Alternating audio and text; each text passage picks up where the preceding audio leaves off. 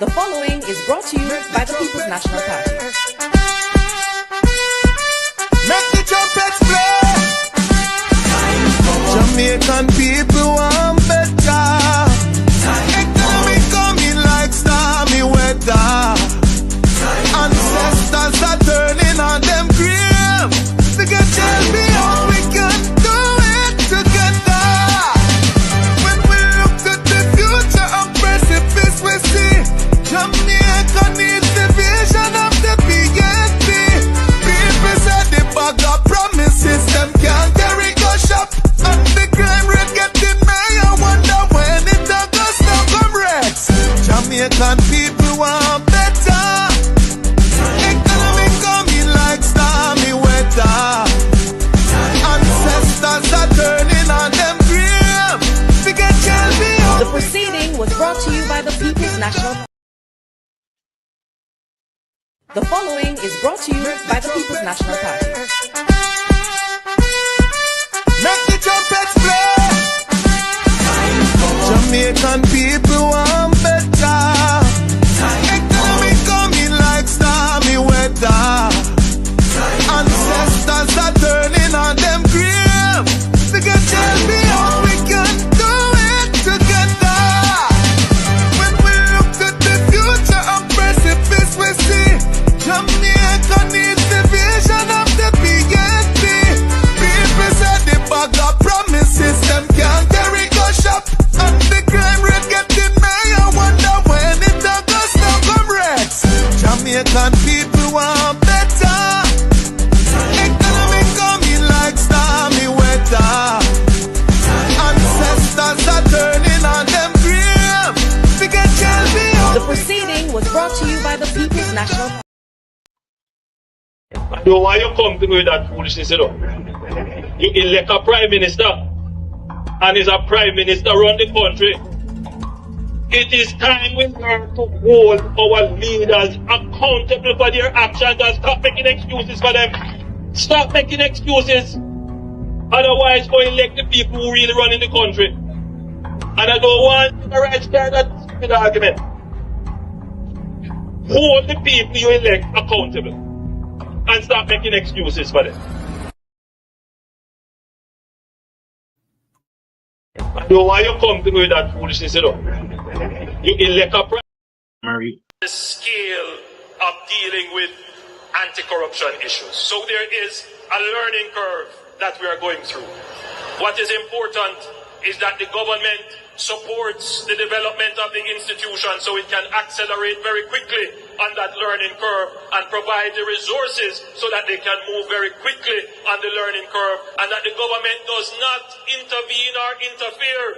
And that message goes to the opposition as well. Leave the anti-corruption and policing agencies to do their jobs.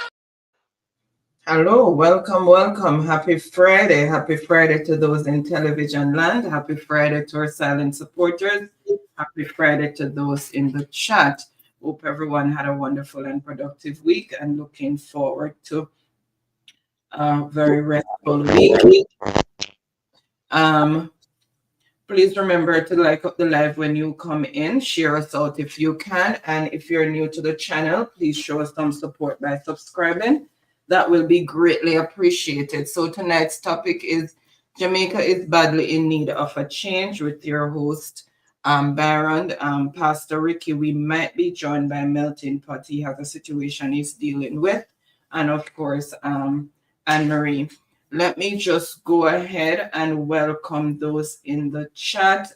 Norma Thompson, Dorothy McCoy, Crookshank, Falmouth Girl 2, Uriah Walker, Truck Life, Yvonne Riley, Lynette Jenkins, Robert Angus, Una Vassal, Rosalie Ricketts, Carla Ebanks, Laris Beckford, Cynthia Murray, Yvonne Johnson, Anne Bennett, Fitzroy Nugent, Lloyd Longshaw,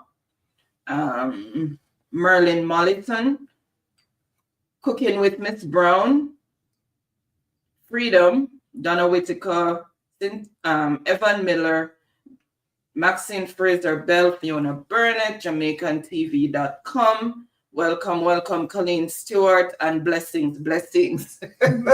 Welcome. Happy Friday. Without any delay, I'm going to hand over to Baron. I will welcome you to come in the chat, but as usual, if I lose control, it will be an umbrella welcome. All right. Thank you for that, Tony. Wonderful precursor as usual.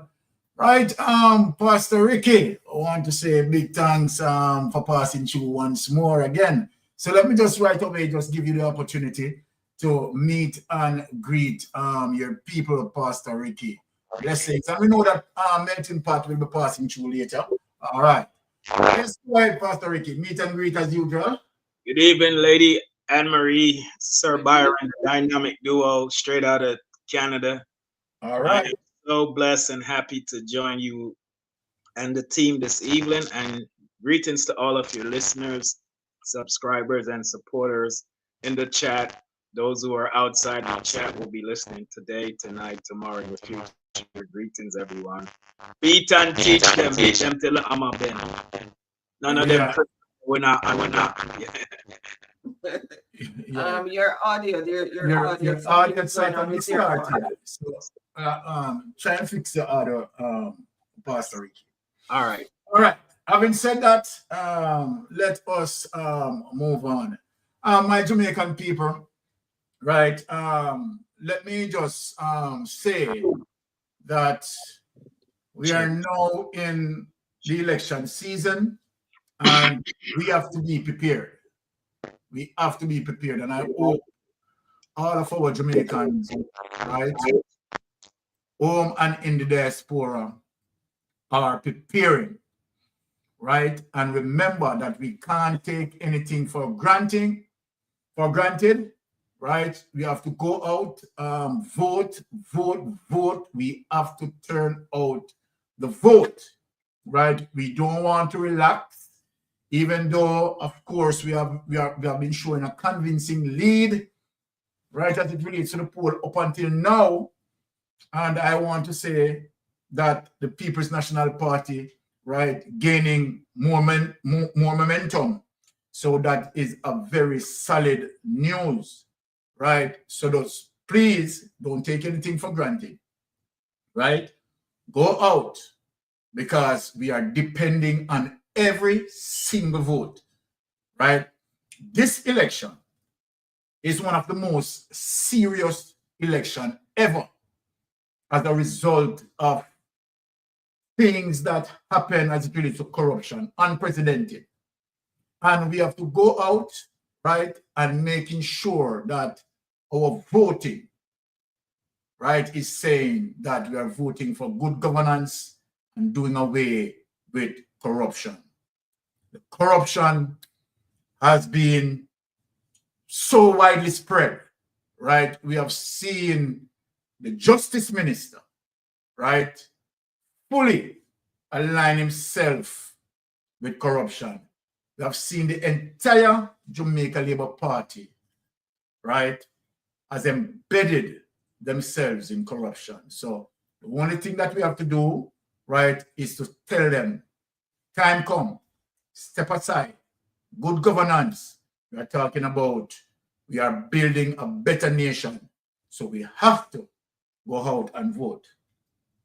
Now, my people, I want to get into a story as it relates to Jamaica for Justice. And I have to address Jamaica for Justice, because it seems like, you know, Jamaica for Justice is coming with what I would call selective grievance.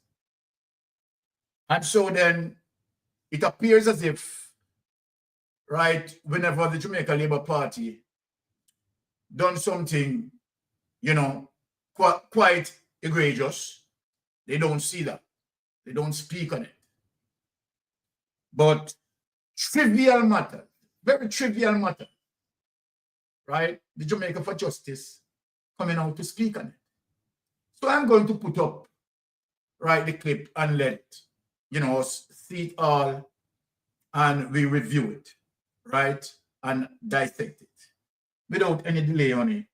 let us put it, booting bribery. That's all Jamaica for Justice, right? Call this an internal situation with the People's National Party, right? They want to stretch it out. They want to drag it out. And I am not seeing, as it relates to we having quite serious and graphic situation with the Prime Minister and with the Justice Minister and in its entirety, the Jamaica Labour Party administration, right? The umbrella group, a group of church, silent, the PSOJ silent, but without any further ado, let us just read through this document. Booting bribery, as according to JFJ, to support NIA's push for laws to combat political patronage. Okay, all right, fine.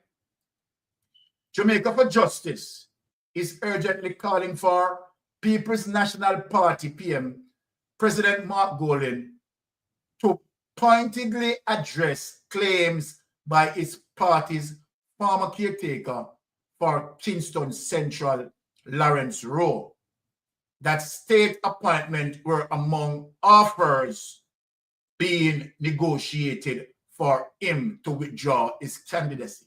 Now, I want to ask something. Here. Okay. So then even if Lawrence Rowe was offered, right, state appointment, right, as a result of him withdrawing his candidacy, let me ask a question. What is the wrong here? What is the wrong here? Let me ask. Isn't that Mark Golding is the party president?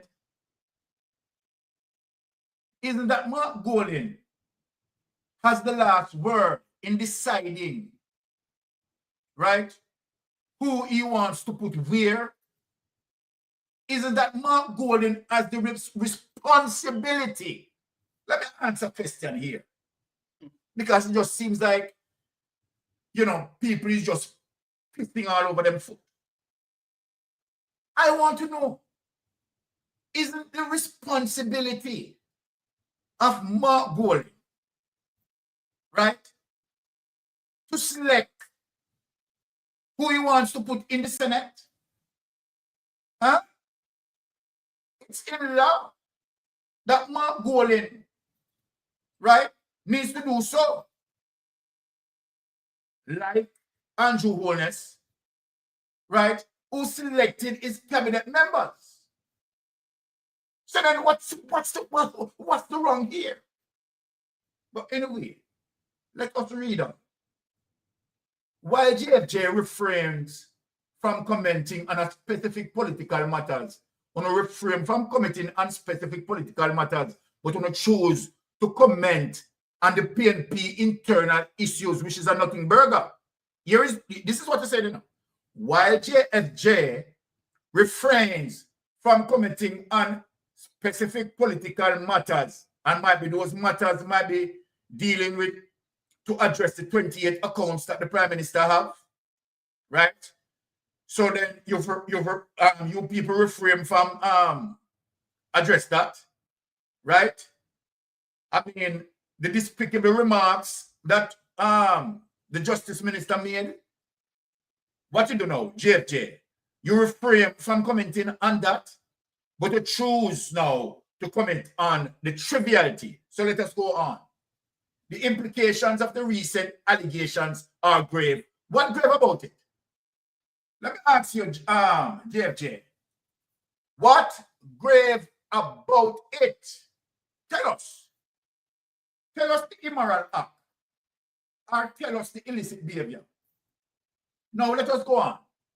They raise critical questions about the processes underpinning public appointments and the potential erosion of trust in our governance structure.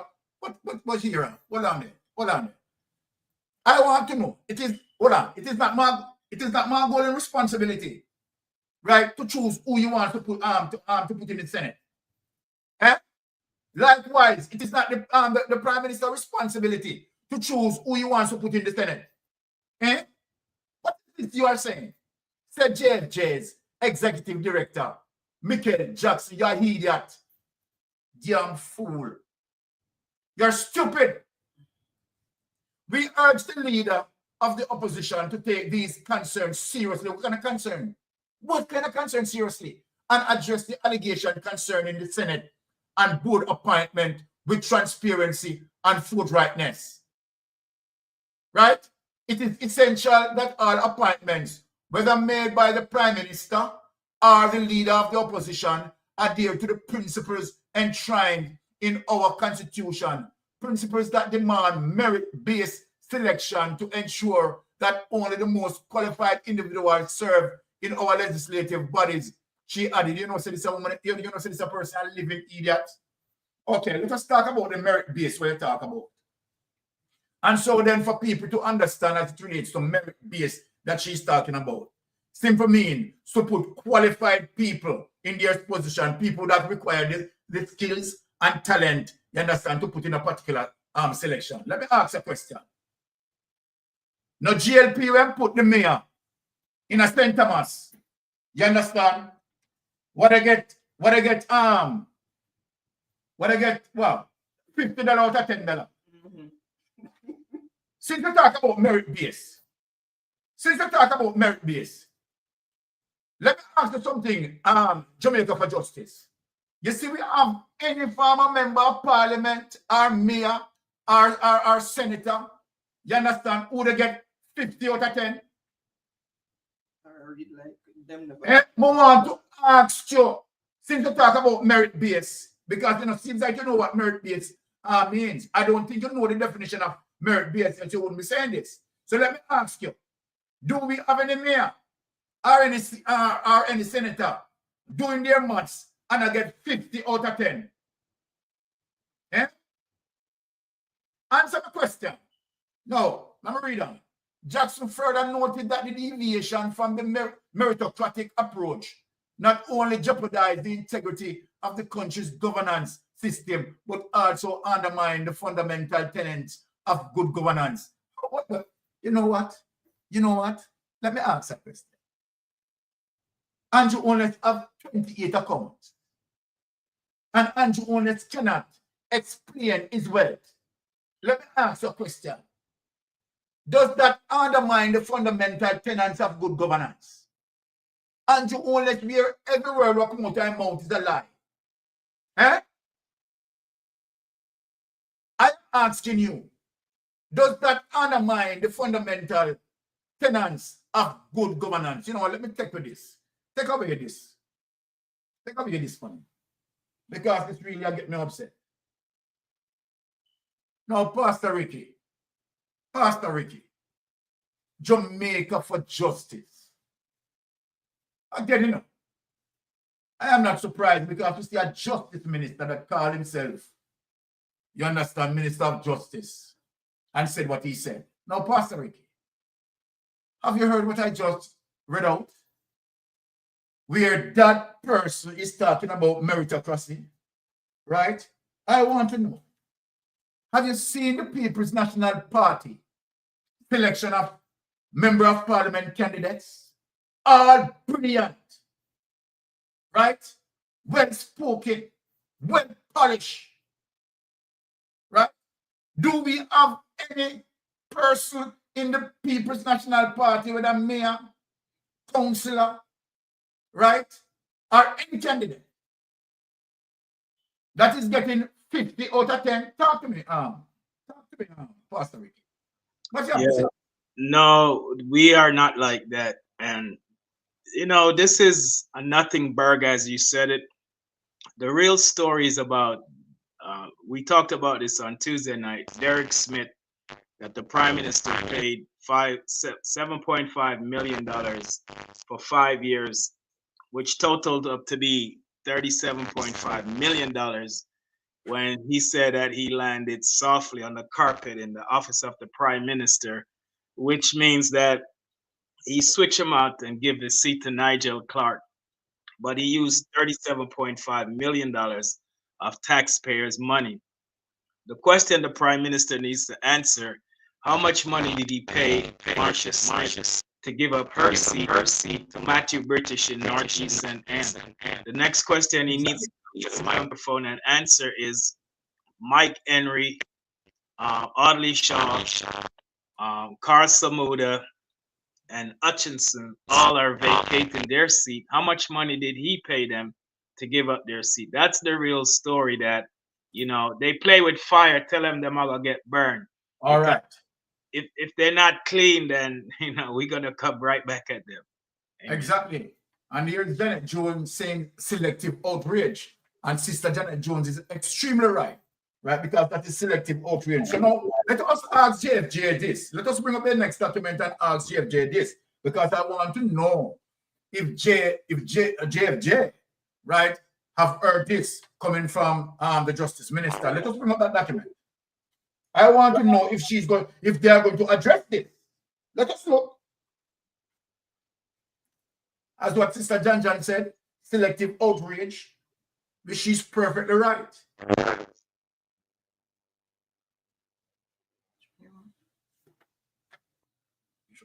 Okay. All right. Let us look. Now, Mike. So let us look. Now, the Integrity Commission slaps Justice Minister for law-breaking advice. Can you imagine? The Minister of Justice, Jamaica, locally and in the diaspora. This is a big shame, you know. I have seen international media start to even speaking about this matter, you know, with the Justice Minister, you know. I have seen international media start to speak about it. It's a crying shame. You let me say that. The Integrity Commission has described as misguided comments by the Justice Minister, Delroy Chuck, who on Tuesday declared that he has advised members of Parliament not to divulge the salaries of their spouses or children during the course of its investigation.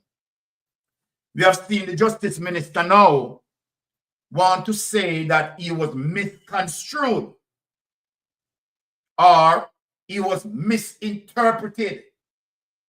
What is there to be misinterpreted? And I'm anticipating as it relates to how the Justice Minister is going to coin his defense. Now, addressing a meeting of Parliament's Integrity Commission Oversight Committee, Chuck argued that such information is the personal business of the spouses of our children. No, let us just speak about it. Now, if I'm a member of Parliament, right, and where, as it relates to the awarding of contracts and the procurement rules and guidelines, and if I am doing something illicitly or I cannot explain my wealth, right, and where I have access as according to Delroy Chuck, where to the fact that a system would design not to question my spouse or my children, then what would prevent me if I involve in criminality as it relates to the illegal awarding of contract and illicit enrichment? What could now stop me from not putting or switching that wealth into my wife's account or my children's account? And Delroy Chuck is saying that he doesn't see where it is important for the spouse's information to be required. Delroy Chuck, you're sick out of your head. Delroy Chuck, you're sick out of your head. And let me ask you, Delroy Chuck, you are representing the people's affair, and this is your mindset? This is your mindset. No, man, you're sick, man. You're a sick individual, Del Right Chuck. Why is the Integrity Commission asking members to this is the minute. This is Del Right Chuck, you know. Let me open quote. Del Right Chuck is asking this question. Why is the Integrity Commission asking members to indicate the salaries of their spouse or sometimes of their children? I don't know if this is something that is appropriate. By you saying that you don't know, Del Right Chuck, if this is something that is appropriate, I don't understand you. Or you mean you don't know if it is appropriate? What do you think, Del Right Chuck? Let me ask you. Do you believe that it is appropriate? And if you lack the ability in not knowing if this is appropriate, then you need to step aside. You can't be representing the people's affairs, right? If you are telling yourself that you are unable to identify access to corruption, that means you're not a critical thinker. So this is what you're saying. You lack the ability to be proactive. This is what you're saying. You lack the ability to be proactive to prevent corruption. Del Right Chuck, this is what you are saying right there in that lines. See here, me not tell lie on you. I don't know if this is something that is appropriate. My God, you don't know if it's appropriate? Here I know. Because I have advised the relevant members, let them know your spouse is not prepared to divulge their salary. He said, oh my goodness, you're a sick individual. Adding that by doing so, MPs are not able to share the information. This is unbelievable, Del Right Chuck. This is unbelievable. No, these are things that when we get back to the legislation, we have to make it very clear what limits can be put in terms of investigation, said Chuck. No, let me ask Del Right Chuck something. Let me ask Del Right Chuck something, because Del Right Chuck, right in this line, you know what you're saying?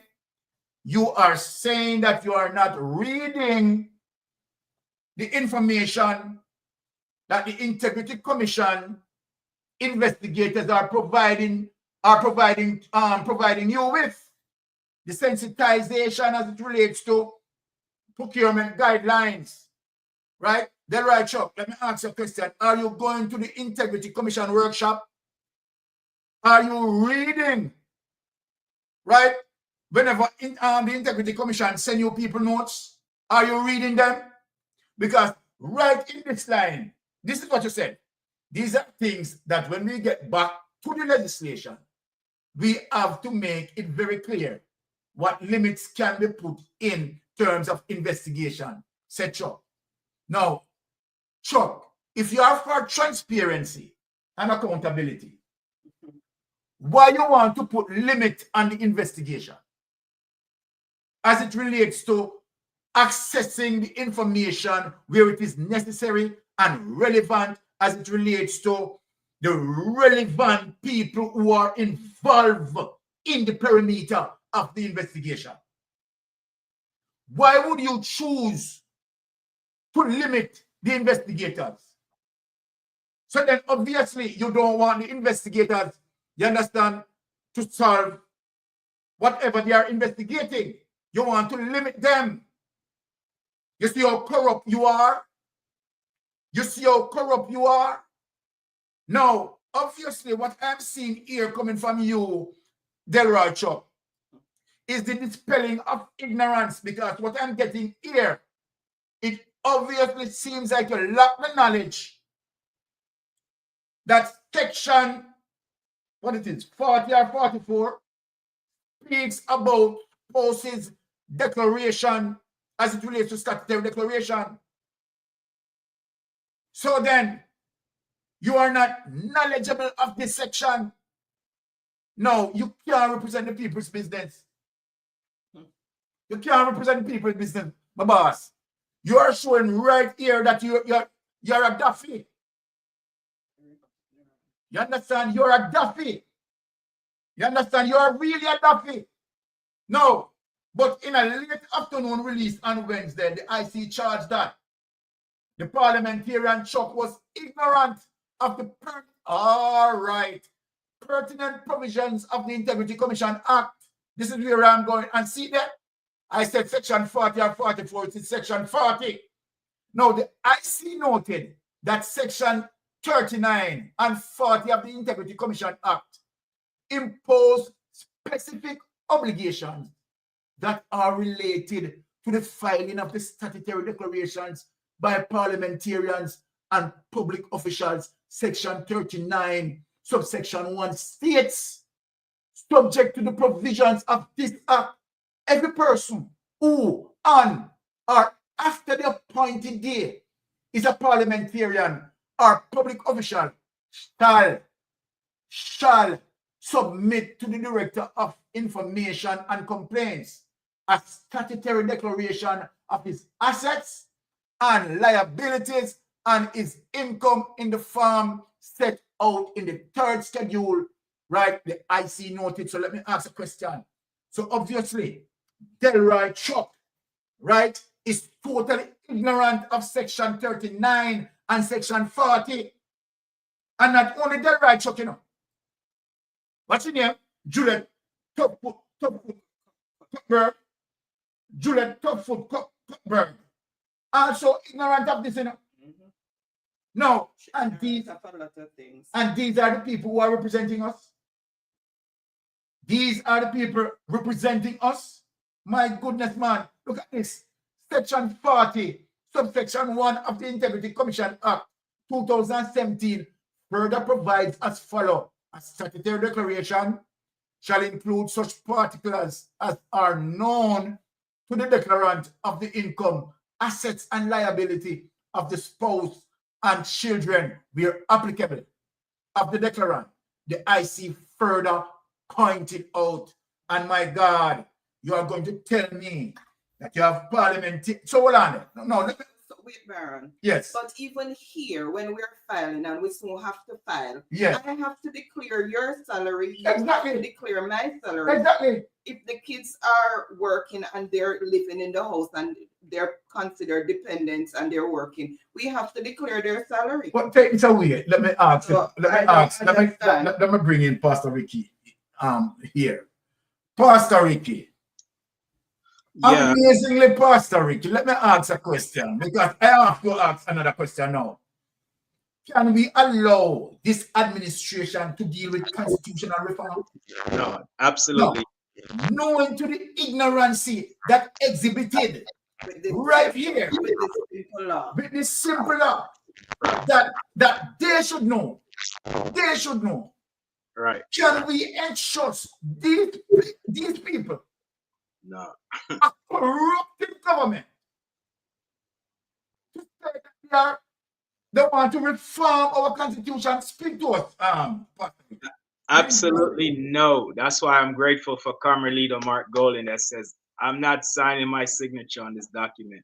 Listen, I've concluded it's either he's having amnesia, he's suffering from early signs of Alzheimer's, he's corrupt, or he forgot the act that he signed in 2017 when he voted. Not signed, when he voted, excuse me, in 2017. Yes. Listen, this is the Integrity Commission. This is their Bible, you know, that they govern themselves by ethically and, you know, and transparently. And for him to be considered a lawmaker, but yet is suggesting to break the law, it reveals that he's, you know, he's corrupt. He's a guardian of corruption.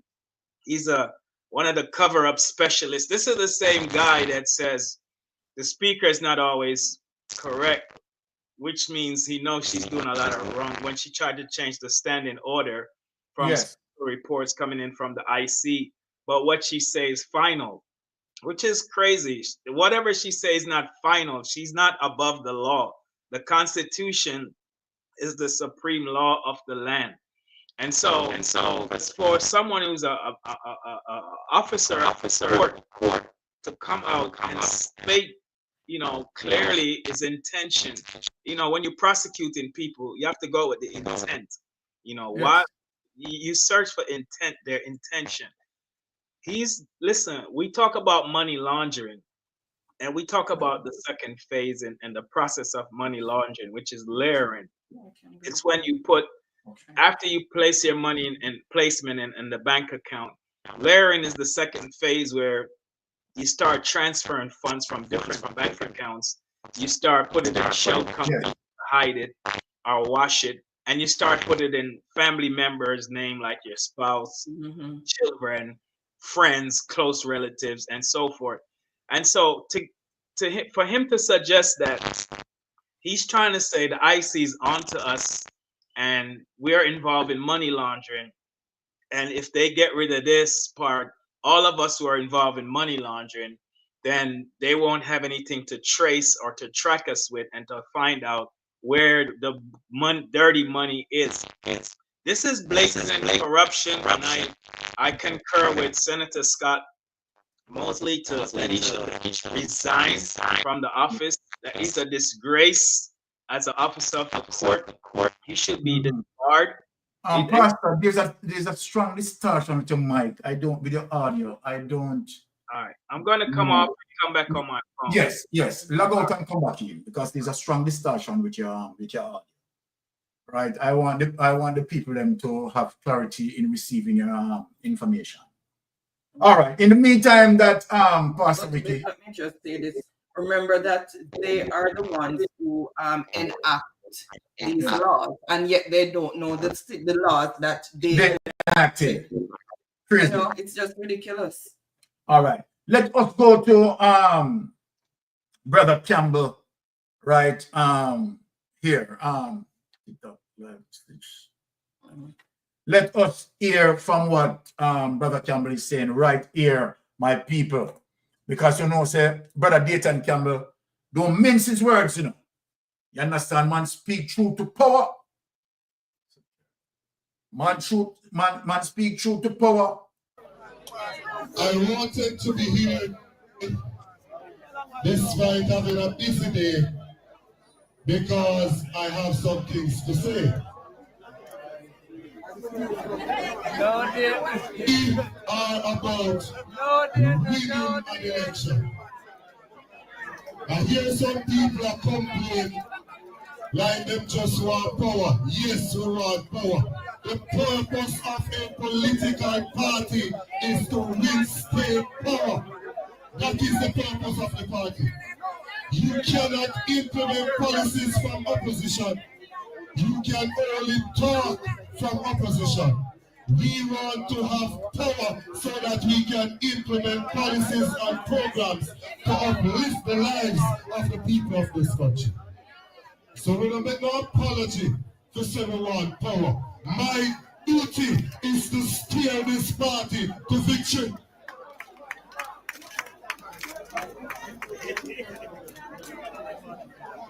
I don't understand some of the things that I hear going on currently.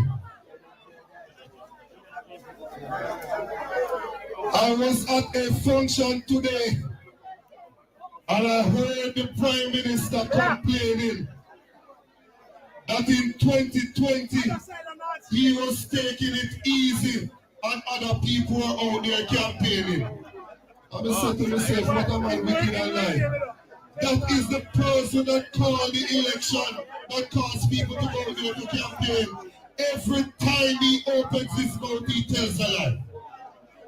And then you have people out there who want to prop him up and then want to attack the comrade leader without cause and without reason, as if to say there are people here to defend him as well. Well, hello somebody, you cannot disrespect the leader of the PNP nor anybody in the PNP without comrades coming to his rescue.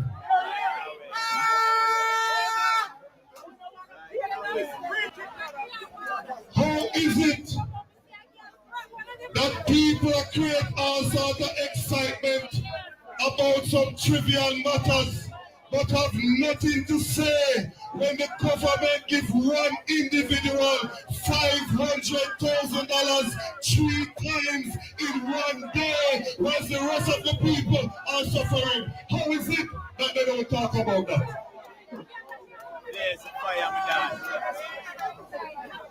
We are calling him today, because we don't want that turning in the store.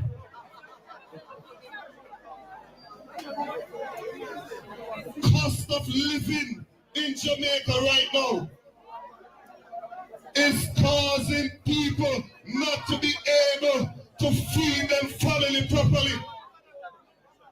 And when we come out and say that we are going to support local farmers so they can go there and produce, people want to criticize it. Fly high, fly low. We will prioritize local production because labor rights are import evil eyes in Jamaica now. We want to increase our production locally.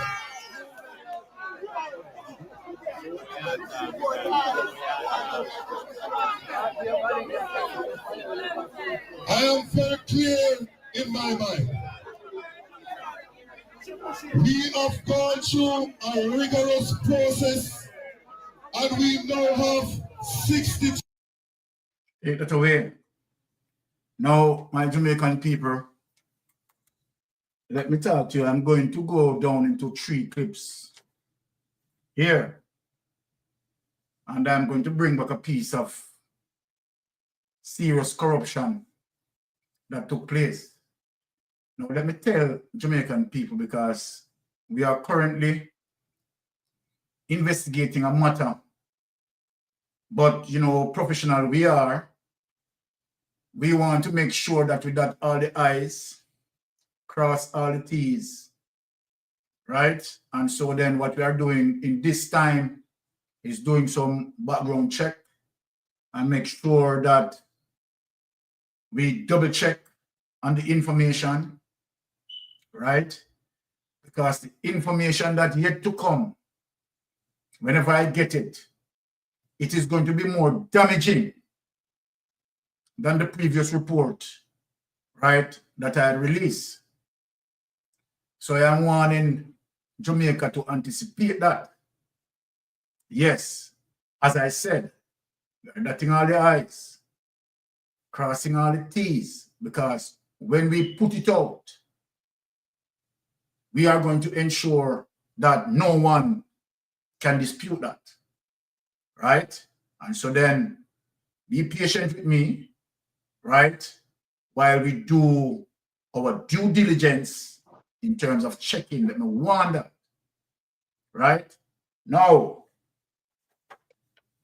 let us dig this. The incumbent falling worldwide is illness at risk. Let us get into that. Incumbent falling worldwide is illness at risk. Let us get into that.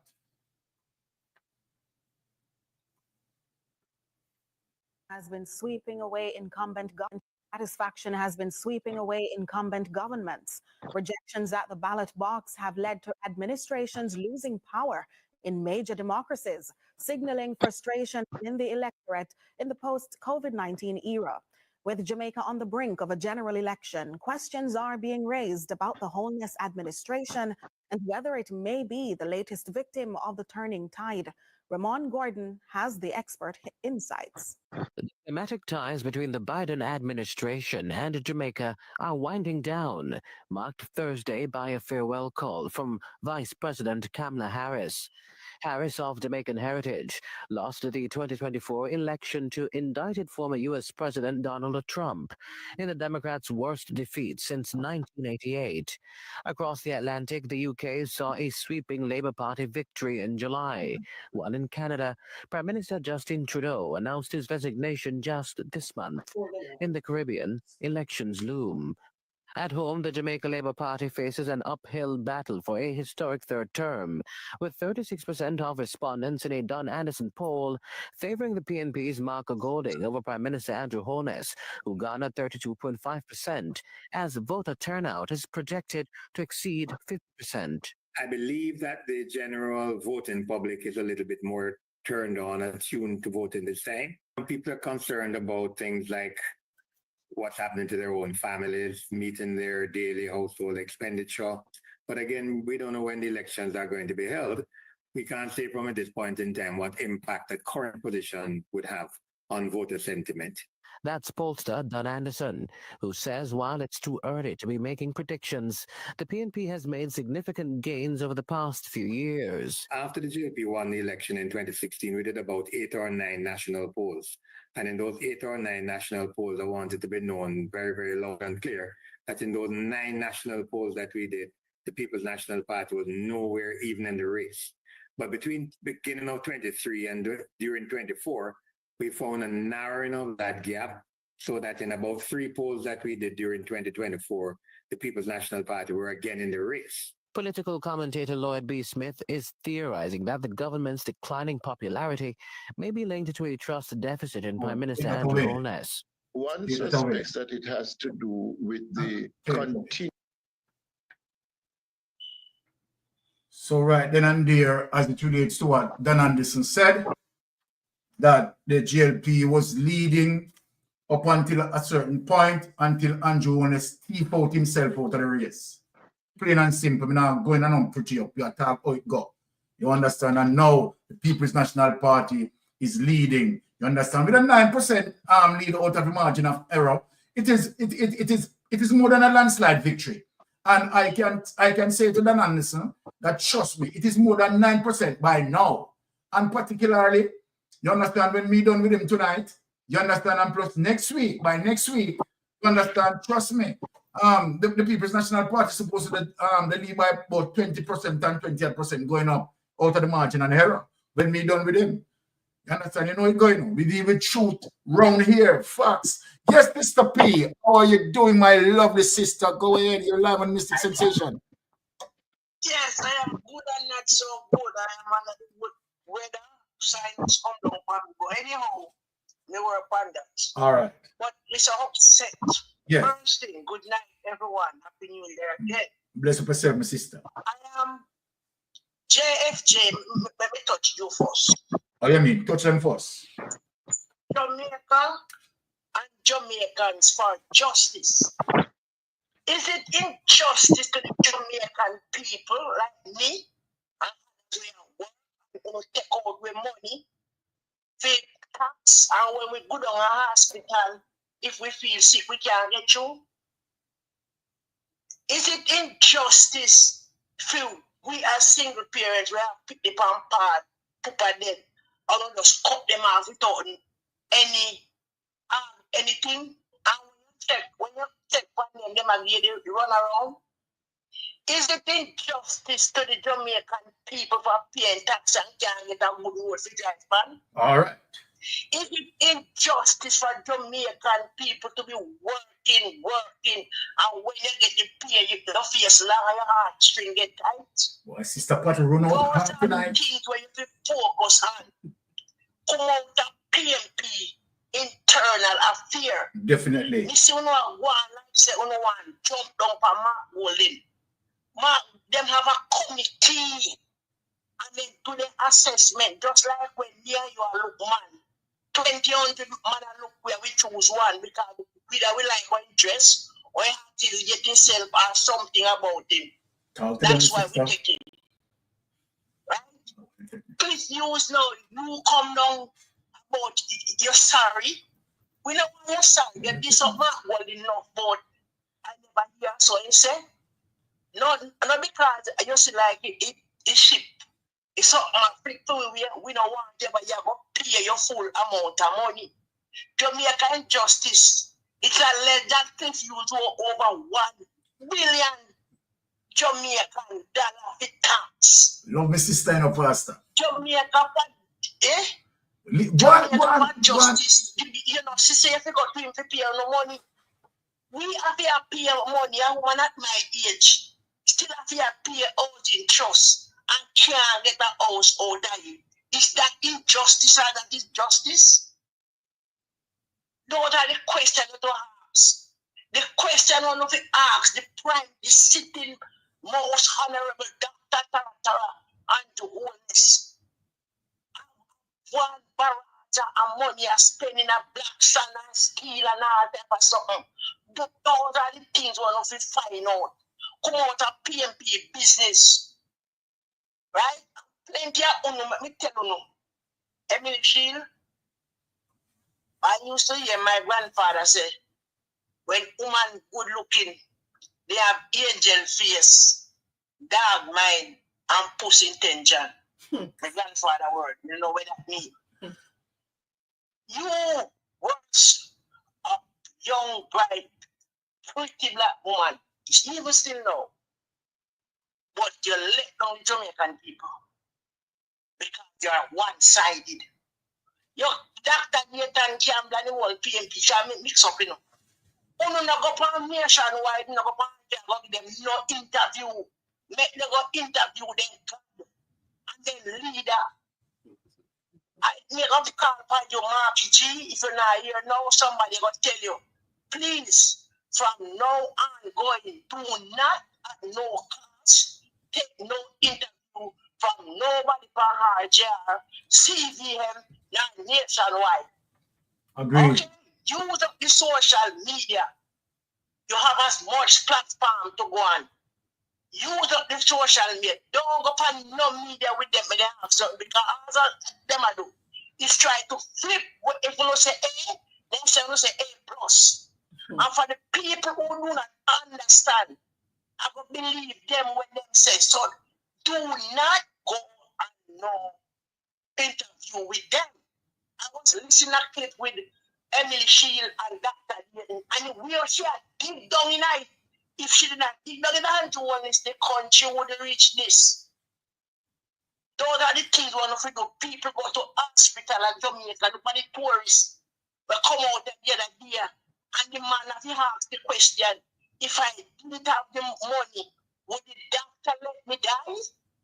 I know me see so in the social media. The man takes sick or drop or whatever. And there was no one to assist him. And when they do, the first thing they tell him, the cost. And he go there, so the cost. That the gentleman have to say, then if I didn't have the money, would the doctor let me die? For international tourists. When my name Bartlett, what is that? Tourism. We don't know what for Hobia.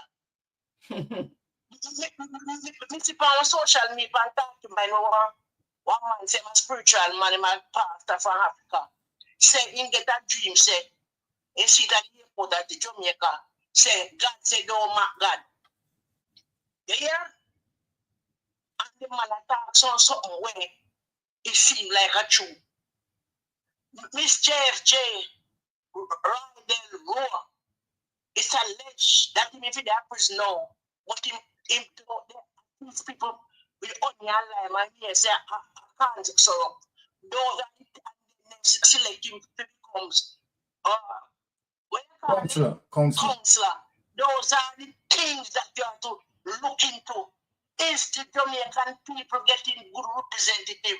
Search the PMP and see if you see anybody in the PMP with scars. They make up them fierce, Mark Walden get rid of them. So we kill them before they spread. When we say kill me, I mean literally analyze them. As we find say, you're naughty, you're going in the corner. We have that team, like the anti-wallist led team with people. Everybody in there free speech. They come together and reason about dialogue and come to a consensus. That's how democratic work. Not like your God when you say, Hitler, and anything he say, he write letter without date for the people. We never forget. So me I beg you know, in the name of Jesus Christ of Nazareth, come up from my golden. Let go the man shot. Bless up, my sister. Give the man a break. Go on your clean up the yard, pay up on the Jews. Jamaica for justice, you collect people money under false pretense.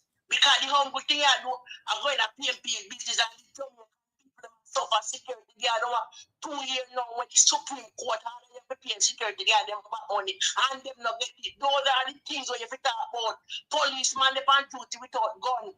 Those are the things if you talk about policeman at work every day with gun and can't get one to get home. Those are the things if you talk about pensioner, retired teacher, nurse. 2 years them not get no pension. Those are the things if you talk about court and PMP business.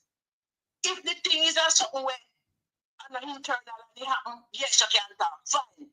But those things are them personal business. They are dealing with their party, framing their party. Right? You have to groom your horse to go and race. Nobody now gonna race with no lame ass. Okay? Well said. We not gonna race with no lame ass. So we are fixing thing, allow the people deal with the Jamaican business. Put the Jamaican people in front of everything. And that's my 2 cents. Big up, me got back a class. That not look like a 2 cent, that look like a big dollar. Big contribution. We love it. Thank you, Sister P. A dollar that. No 2 cent, no in that. A dollar that. Remember me tell you. Right. Big up yourself, Sister P. Love your bad. Now, Pastor Ricky, we are going to get into a document as it relates to serious concern, right? Within the rank that Jamaica hold, right, and seems to be losing grip as it relates to corruption. And you know, Jamaica is going to shock as it relates to the amount, right, of billions of dollars as a result of corruption. So this document is going to explain that. And so then, all right, let me say this to Jamaica people. It is not little dig, them dig up for Mark Golding. It is not little search, them search about Mark Golding. They lift up every stone. Them creep under the bottom of it. But upon this point, right, they can't find no corruption. So what the demons and the destructions, them decide to do, they want to tell a lie on him. They want to use trivialities, you understand, to bring him down. It can't work. Let me tell you something. Not when the Titans in the space, not when Mystic Sensation in the space, not when Pastor Ricky in the space, not when Reason with Rattigan in the space, Andre Stevens and all of them, Aromatic, you understand what I say? And all of them people, the bowler, and not when they are in the space to reflect the truth. Yes, at the end of the day, we are like the moon that reflect the sun, you understand? That reflect the sun shade to earth, you understand, illuminating it. So you need to understand that, right? And so then we are going to reflect and speak the truth to power. Now let me tell you something. I see Mark Golding as it relates to the selection process here, right? And having putting Steve McGregor, right? Steve McGregor, somebody who I personally know, who I personally work with at 14 Barnett Street Police Station. You understand? Me and Steve work there, so and I know Steve. You understand? And I know that Steve is a very credible person. I know that he's a solid member. You understand? And it's going to contribute greatly. And as a matter of fact, having Steve right on the program Tuesday coming. You understand? So people need to tune in with that. You know, Steve and I, we are going to have just, you know, a good interaction, right? And I know that what Mark Golding had done, it brought substance, strong, solid substance to the People's National Party when you have a Steve McGregor among them. And I tell Central Kingston, yeah, you get a solid candidate, hug him up and love him. You understand? Real good, solid navigator. So tune in, people, for Tuesday when Steve, you understand, is going to interact with Mystic Sensation, positive vibration. So I could tell the people them about that. You understand me? I say, we can't stop this. Listen, Democratic Socialism Forward Movement. You understand? We said no to crony capitalism. Now, let us get into the document and show people what is going on. Now, openpartnership.org, link. We speak the truth to power. Right? Fret them are fretting up because they realize that PNP step up the program in a central Kingston, having a Steve McGregor there. So them start to worry. Right? Complete the national anti-corruption strategy. Let us get into the description. Right? Let us get right into the description here. What is the public problem that the commitment will address?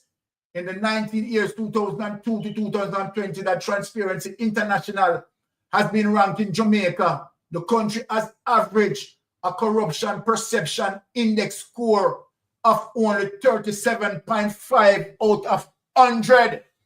Right? This is worthless. We need to step up that. We know that anything under 50 is extremely corrupt. Anything above 50 is good.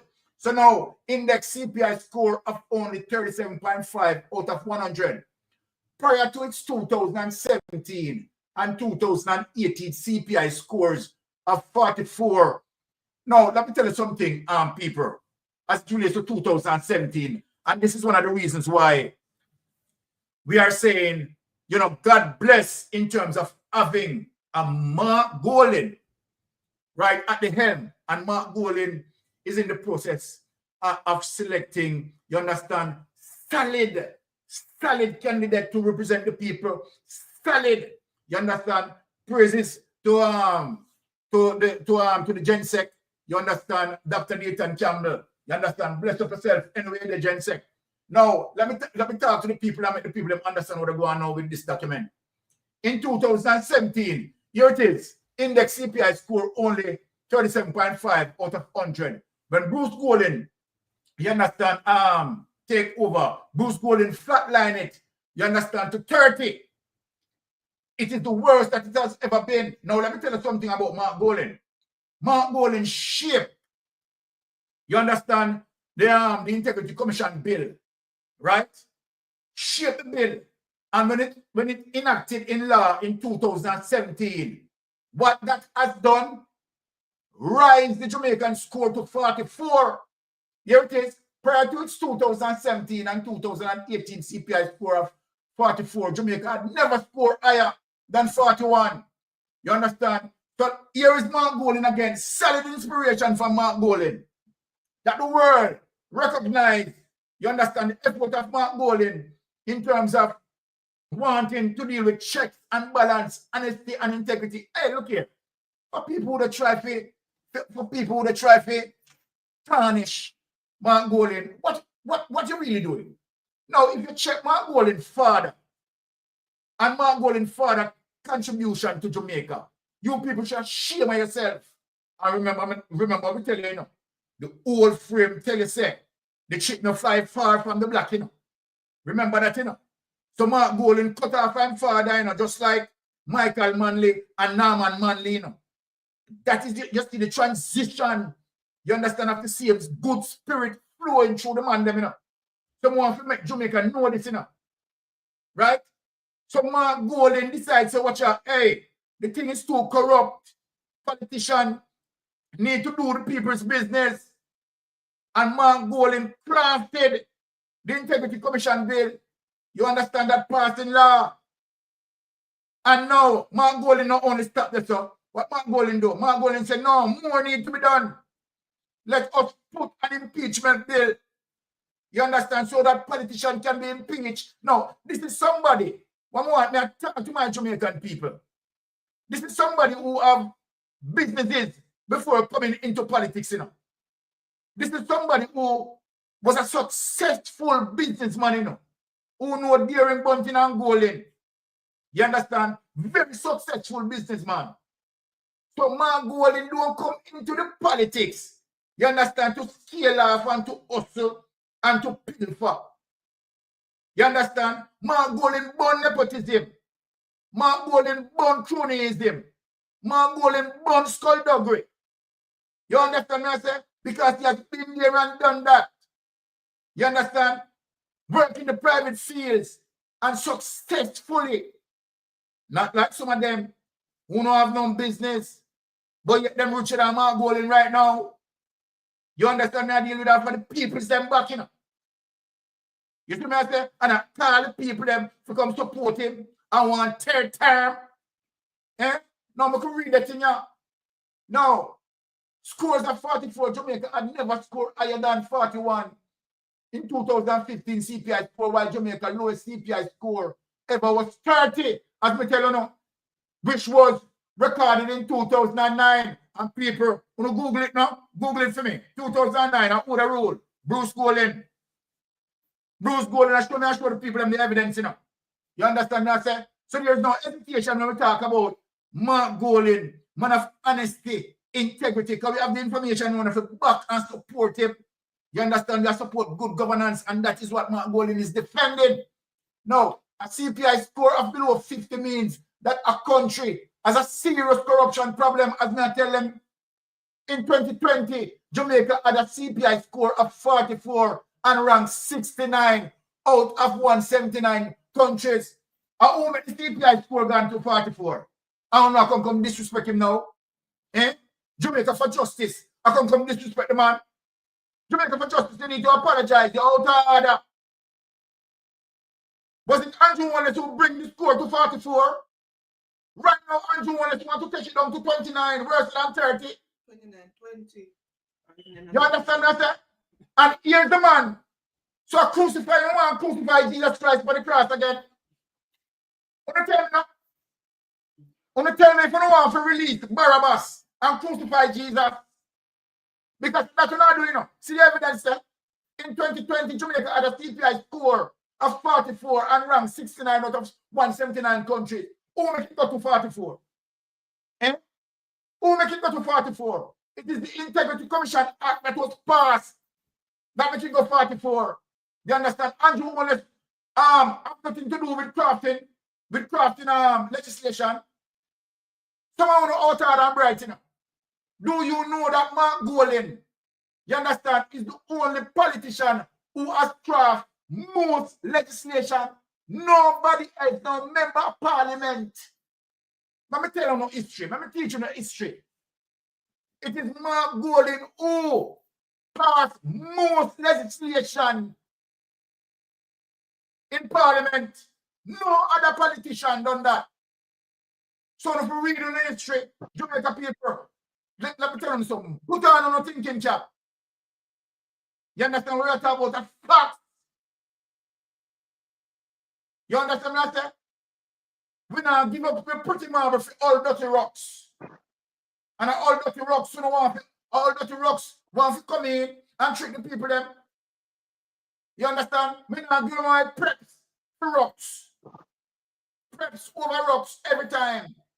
A 2015 USAID final report entitled Combating Corruption in Jamaica, Final Performance Evaluation Caribbean Basin Security Initiative, cited a deficit in Jamaica's effort as follows. You know what is some people? While institutional progress has been made, the government's approach, the government approach to corruption remains piecemeal and unfinished. Additionally, Jamaica's 2014 National Security Policy estimates that 5% of GDP or nearly $100 billion is lost to corruption annually. Here, take that away and talk to the people. Take that away and talk to the people. Facts, we are giving the people more about it. The thing we are jump on, you understand, we are talking a lele when we are talking to people. Yeah? A mystic sensation, this, you know. And when you come with evidence, you understand? So who want to turn up and look and who want to come and challenge the facts? Come and invite anyone who wants to come and challenge the facts here. You understand? See, let me show it, you know. You understand? Mark Golding. You understand? So what I do? What you want to do? Eh? Do you want to crucify Jesus Christ? You understand? And release Barabbas? Because that's what you're not doing, people. Barabbas, you don't want to release him. You understand? I say, who they defend Andrew Wallace defending Barabbas? And we not in other business then. And Jesus we say, good governance we say, that we are dealing with. No, Pastor Ricky, I'm bringing in the light to say something because I don't want to hold too long and cool up the fire, you know. Run the fire, Pastor Ricky. Yeah, well, you know, big up Comrade Leader Mark Golin for crafting the anti-corrupt bill or the Integrity Commission Act in 2017 that brought up Jamaica's standard in the corruption index world countries in the world from 39 or 37 to 44. And I can promise you this, with the character that Comrade Leader Mark Golin has, and a man who honors the rule of law and the Constitution, and that was even demonstrated when he was the powerful Justice Minister in the Portia Simpson Miller administration. I can guarantee you that we will move from 44 and go above the threshold of 50 of the most corrupt countries in the world. And Comrade Leader Mark Golin, you don't have to worry about anyone trying to choose Barabbas over you. The sentiments of the Jamaican people have shifted.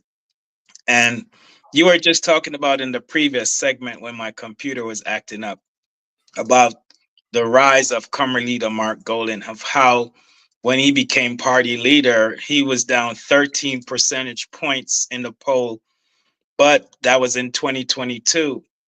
But an effort, a mission was implemented to put into place. Big up yourself, Jen Sec, and all of Comrade Leader Mark Golin team to present him and to introduce him to Jamaica, to all 14 parishes and all the constituencies that he traveled leading up to the local government elections in February and beyond up until this week in Central Kingston, and brand him as a person who's genuine, sincere, caring, loving, love the people. And you can see that in his attitude, in his empathy, in his sympathy, in his emotions of how he interacts with the Jamaican people.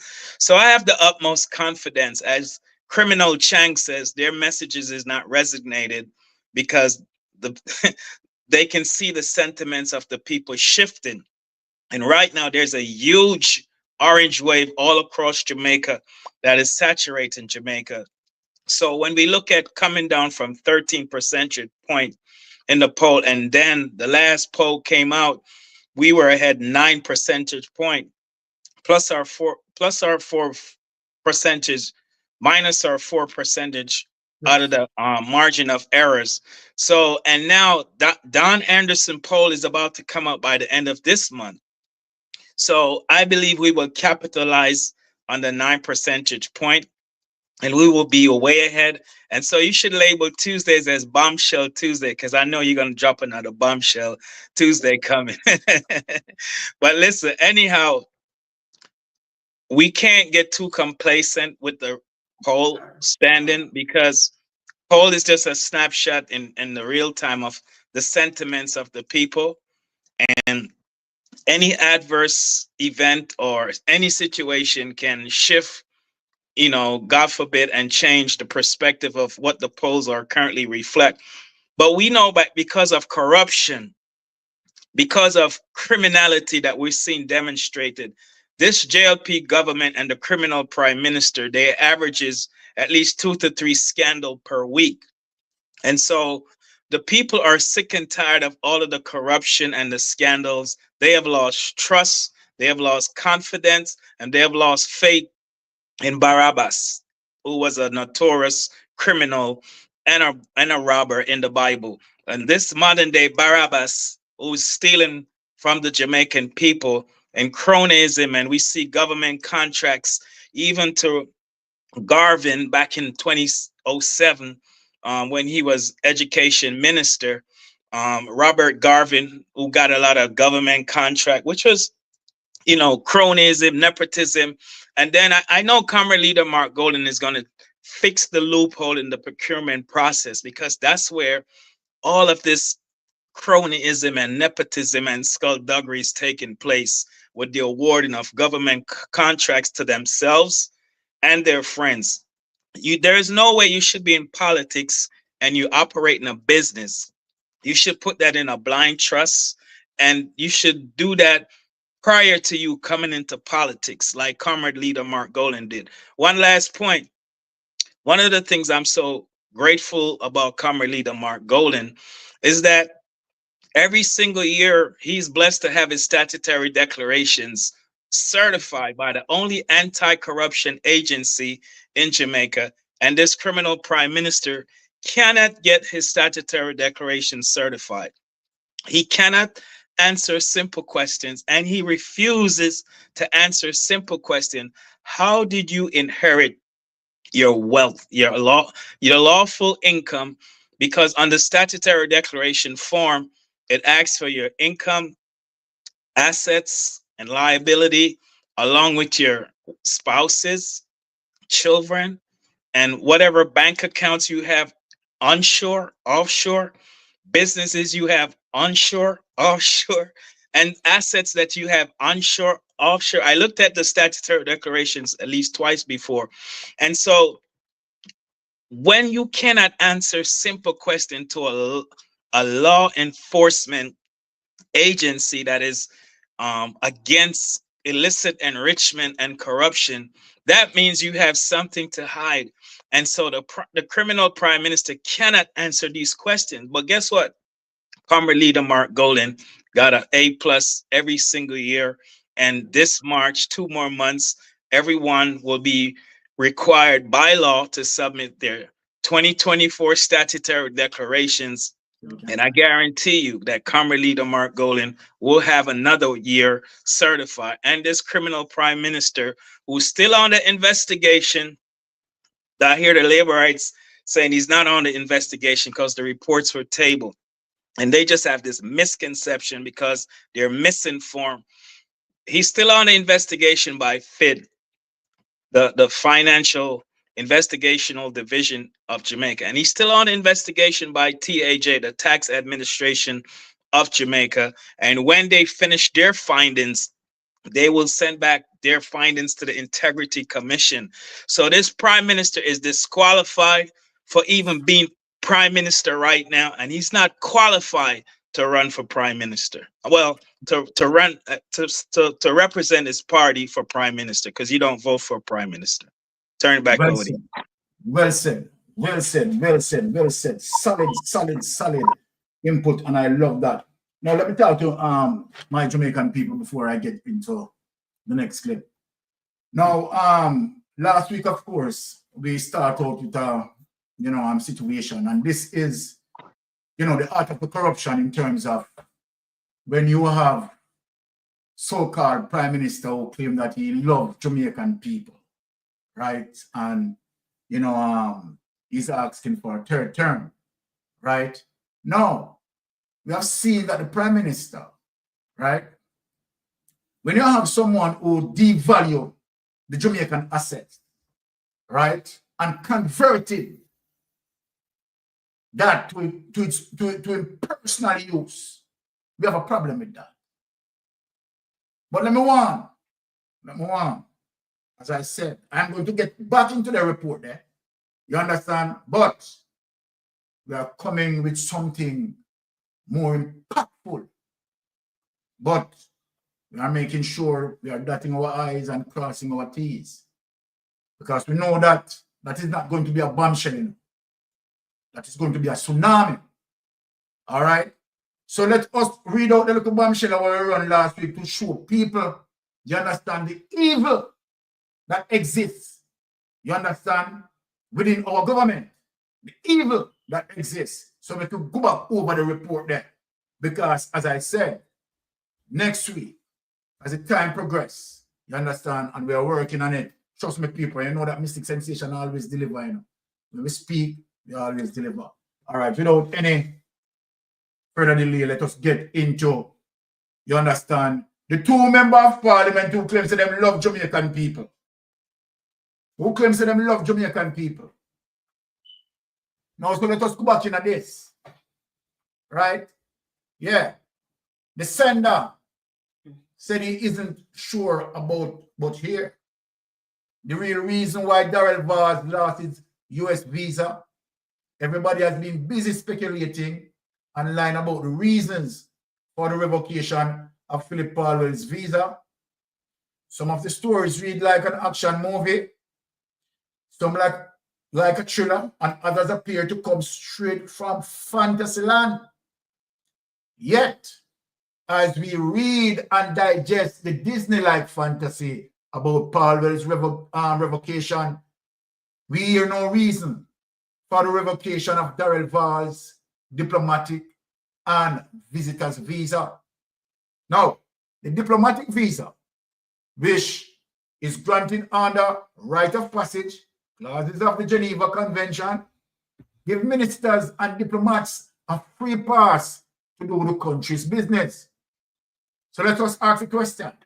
So why would the US rescind the diplomatic visa and the B1 and B2 visitors visa on October 8th without a specific incident which breach the understandings under which the visa is granted?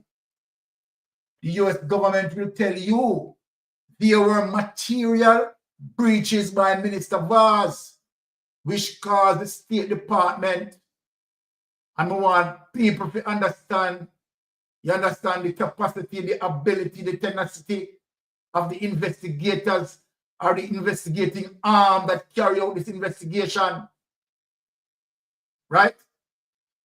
Which caused the State Department, FBI, and DEA, Drug Enforcement Agency, to all agree on the revocation and cause pressure on Prime Minister Andrew Holness.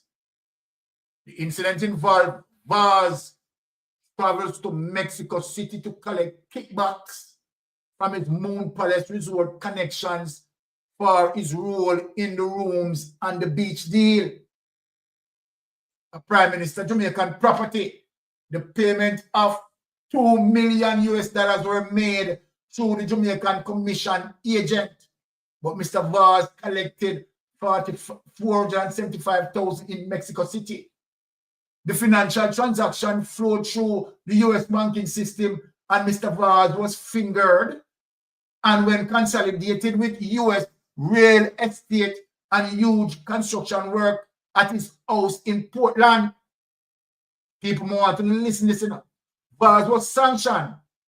These funds were also used to acquire additional properties in Portland near Monkey Island. So understand when Darrell Vaz said Portland is Vaz land. Yeah? Have money to buy it, eh?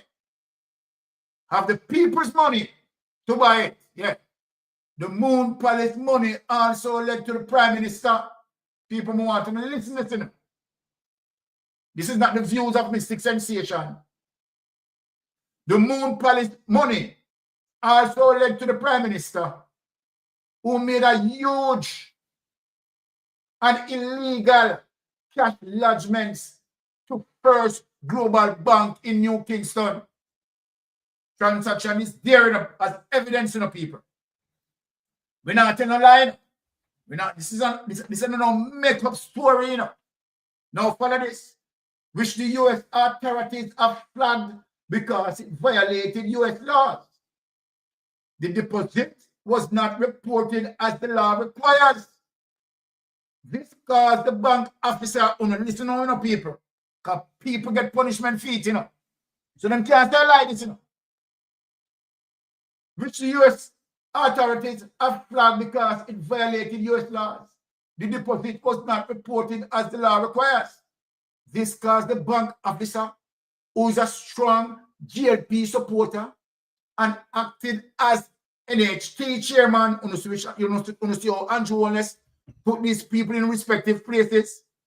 You see how Andrew Holness and Nigel Clark take NHT money and put in a SSL. We want to see them things there, people. And the talk we are talking. We have evidence, you know. Nigel Clark, Andrew Holness, take NHT money, NIS money, tax money, and put in a SSL. Now, the NHT chairman to be fired. He has since been rehired at Jamaica Nation. So, another first time When you see Dalrymple, Jamaica National. yeah, when you see Dalrymple get all and pull up and then put back into the place. When you see nasty mouth Warmington get all and pull up and put back into the place. Yes, man, this is what we call the modus operandi of the Jamaican Labour Party administration. The modus operandi. You understand? He has since been rehired at Jamaica National Bank by Curtis Martin. The investigation at the bank has been blocked by Senator Dan Webby. Yeah. Justice. Let me ask, Justice, Jamaica for Justice. Do you see anything wrong with this? Jamaica for Justice. You don't see anything wrong with this? Let me ask. Umbrella group of churches. You don't see anything wrong with this? Let me ask another question. PSOJ. You don't, what you talk about PSOJ? I forgot to say PSOJ or JLP. Sorry about the one there. A JLP senator and chairman of GK Financial Services. However, the US FBI officers who came to Jamaica remain concerned about the transactions. The name Andrew Owens itself, along with Police Commissioner Anthony Anderson, they are thrown it out.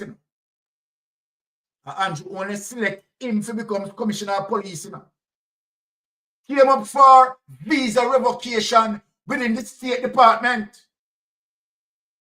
The US authorities believe that Mr. Vaz is at the center of racketeering, money laundering, and other financial crimes. And their investigation in the US is pointing to the threatening the very existence of the honest government. The matter is not over. Let me talk to the people then. Because we are on a relay on this. At the end there it says the matter is not over. And you take it for joke, people. It is no joke. The matter is not over. And so then that's why we are dotting all the I's and crossing all the T's before we run out again. You understand what I say? Oh, we have some people who like to threaten people with lawsuits. Tell them to go on. Tell them to go ahead. Now, let me bring Pastor Ricky in the space because I have you to burn too long enough. I don't like when the stove. Well, come in, Pastor Ricky. Hey, well said. You know, we're exposing corruption at the highest level, wickedness in high places, and bad governance. Vaz is a criminal, and he should never, and I said this on Tuesday night, he should have never, ever, ever been in any position to represent the people of Portland.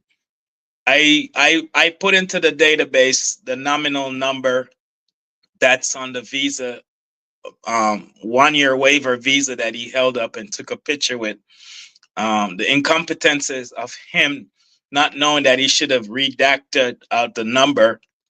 Yet I put it in the database, and it reveals that people that have that type of waiver visa with a nominal number that starts with 212, it's classified as illicit drug traffickers and money launderers. And so we see the high level of corruption, and his visa was revoked in 2019, his diplomatic visa, and then he got he had a 1-year waiver visa in 2022 September that expired in 2023 September. So the US had barred him from entering to the country, but he was given a 1-year waiver with that nominal number that starts with 212, as I said. So he's not squeaky clean. And as he said, nothing in Jamaica is private. So we will tell him nothing that we know is private also. And we're not intimidated by none of those criminals that like to threaten people with lawsuits, because guess what? We know a liar too. We have liar too. And guess what? When you file lawsuit, we can file a counter lawsuit. And we want you to come in a federal court and hold your hand on a Bible and take that oath. Then the burden of proof will be on you to prove that what we are saying is wrong. And so you would have to produce documents when it goes into discovery that you're trying to hide. Our attorneys will get access to those documents. So, and this is not a threat, because they like to try to intimidate people as if they don't think we know what our rights are. People in Jamaica might not know what their constitutional rights are. And so you guys you abuse people in Jamaica with human rights violation and intimidation, but it don't work with us in the diaspora. And I heard a labor right blogger say on the blogs 2 weeks ago, wait till we come at Jamaica. Listen, when we come at Jamaica, we come in as Jamaicans who were born on the soil, and nobody can touch us in Jamaica. Someone on the name already was sent to the FBI, the State Department, the Justice Department, and other police precincts in America for threatening people that lives in the diaspora. And we have senators and congressmen. All we have to do is write them a letter or go visit them, because we have access to them, and tell them we're traveling to Jamaica. And if anything should occur, this is the person who's responsible for it. So Vaz is a criminal, and I say that with no apology. The U.S. brand him that way based upon the visa they gave him that he held up and took a picture with to show the world he had a visa, which was very incompetent of him. And so that gives us the free speech, because on the soil we stand or sit, we have the constitutional right of free speech to say what we feel like saying as it relates to scrutinizing or criticizing. I've never seen a U.S. president or read in any history book of any U.S. president send any police officers to arrest anyone who spoke anything that they deem was a bruising their egos. We have constitutional rights, and people in Jamaica needs to know the same thing. You have constitutional rights of freedom of speech. And so Vaz should never be in representative politics. And I would say this at my last point, and I said this before. In 08, when they in 07, when they were taken to court and they had to relinquish their U.S. dual citizenship, I honestly think the judge made a mistake. They should never allow them to renounce their U.S. citizenship, because Section 40 of the Constitution says that anyone who have dual citizenship, who holds dual citizenship from a non-Commonwealth country like the United States is a non-Commonwealth country, they are disqualified for representation in politics in Jamaica. And so, you know, I feel like if they had disqualified Vaz and Warmington from them time, then we wouldn't have the problems we have with them today. Warmington should have relinquished his visa back in 07, but he didn't relinquish his till 2011. So, you know, these criminals, they have they don't honor the rule of law. Because if a court order you to renounce your visa and you held it on for an extra 4 years, and now you're running around like you have moral ground or moral standing, they're all criminals in my opinion. And so Vaz has his visa revoked. Chang has his visa revoked. He can't even travel outside of Jamaica. The former commissioner of police had his visa. Anderson, Guguyaga, revoked. So you see the web of corruption that even the U.S. government has flagged them. And in last 2023, the prime minister was stripped down and had to take off his shoes and go to a regular checkpoint, not a diplomatic entrance into an airport. So it tells you that Uncle Sam watched them. Uncle Sam know everything about them. What on the Pastor Ricky? He never squat on cough. I wasn't there, but maybe one of my TSA friend might be able to tell me. Next time I'm come through the airport and I take a picture and send it so we can put it on our social media. Amen. Back over to you, Byron. Sir Byron. The next time in trouble, you have to go squat and car. No. So, all right. Big up yourself behind the echo. Bless up yourself. That one that tough. Yeah. Yeah, That one before me drink, me no want to. That's a smoke. So, okay. So then, when we look and see as it relates to, we understand how fragile our economy is, right? And of course, we have to now say that we have an economic shock as it relates to corruption. Why that is so? $3 trillion unaccounted for, right? So then, okay, we are not saying the entire $3 trillion have been pilfered. But what we are saying, fuck of the matter, $3 trillion unaccounted for, and where we believe the majority of that, right, done through the process of nepotism, cronyism, and skullduggery. Let us reason with Jamaica people. Let us imagine our debt, total debt, is $2.3 trillion. And so then, if we have the luxury, right, that we were able to account for the $3 trillion and use it appropriately by the guidelines of the procurement rules. Hence, what we have seen to the fact that the abuse being done by corrupted politicians. Hence, of course, we have the Integrity Commission investigators, right? They are investigating, and so then it is reflecting the parallelity, showing that, you understand, as it relates to what being unaccounted for and reason giving that now the Integrity Commission investigators are investigating members of Parliament for illicit enrichment.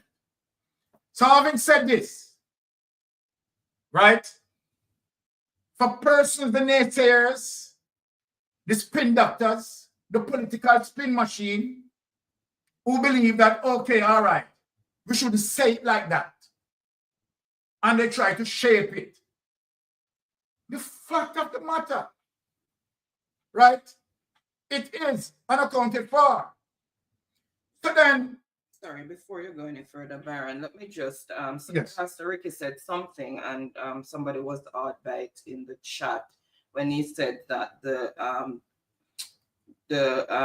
security minister doesn't have a visa. Let me say, we are not sure, but the fact that he doesn't travel even for official government business, then we don't know, but he just doesn't travel even for official government business. Let's put it that way. And let me start to support Pastor Rick in terms of Pastor Rick reference. Tell him about WikiLeaks. Yeah, there's a WikiLeaks investigation. I have it in my folder, but it is going to be difficult now to find it. Right? There's a WikiLeaks information that flagged, right, the Minister of National Security, Oris Strong, as it relates to his possible involvement, right, in drugs and gun transshipment. You understand? I am just saying as it relates to the WikiLeaks report. You understand? Not something coming from Mystic Sensation or that information sourced by us. You understand? And so then, since that person spoke in that regards, right,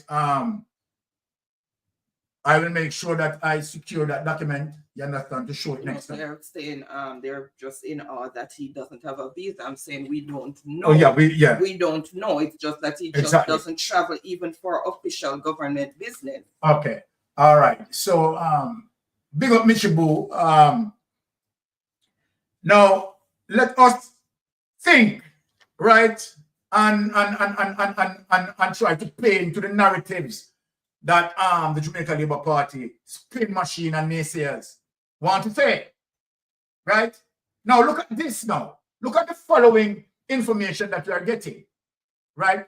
I said some time ago that, okay, regardless of how the Jamaica Labour Party, naysayers and spin machine want us to spin the $3 trillion being missing or unaccounted for, whatever, right, adjective want to be used to describe the situation, right?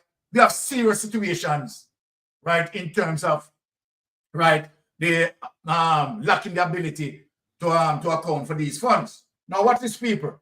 Let us dig up this. The Jamaica Gleaner, KSMAC, can't explain 33 million spent on houses for the poor. Now, this gets to the heart of the problem and the burden and pressure. You understand? As it relates to this government, right? And so then the opportunity of them, right, utilizing projects converted to their personal use through nepotism and cronyism. Now watch this now, people. KSMAC can't explain 33 million spent on houses for poor. Auditor General report this now. January 14, 2025. Watch this now, people. Kingston and St. Andrew Municipal Corporation has not been able to provide information on its expenditure of 33 million on the housing program for poor persons between 2018 and 2022. So then this goes to the left and breadth in terms of what we are saying with the Jamaica Labour Party administration. You understand? What happened to the houses that they're supposed to build for these poor people? Right? Saying that they are doing this and at the same time the money missing and there is no house.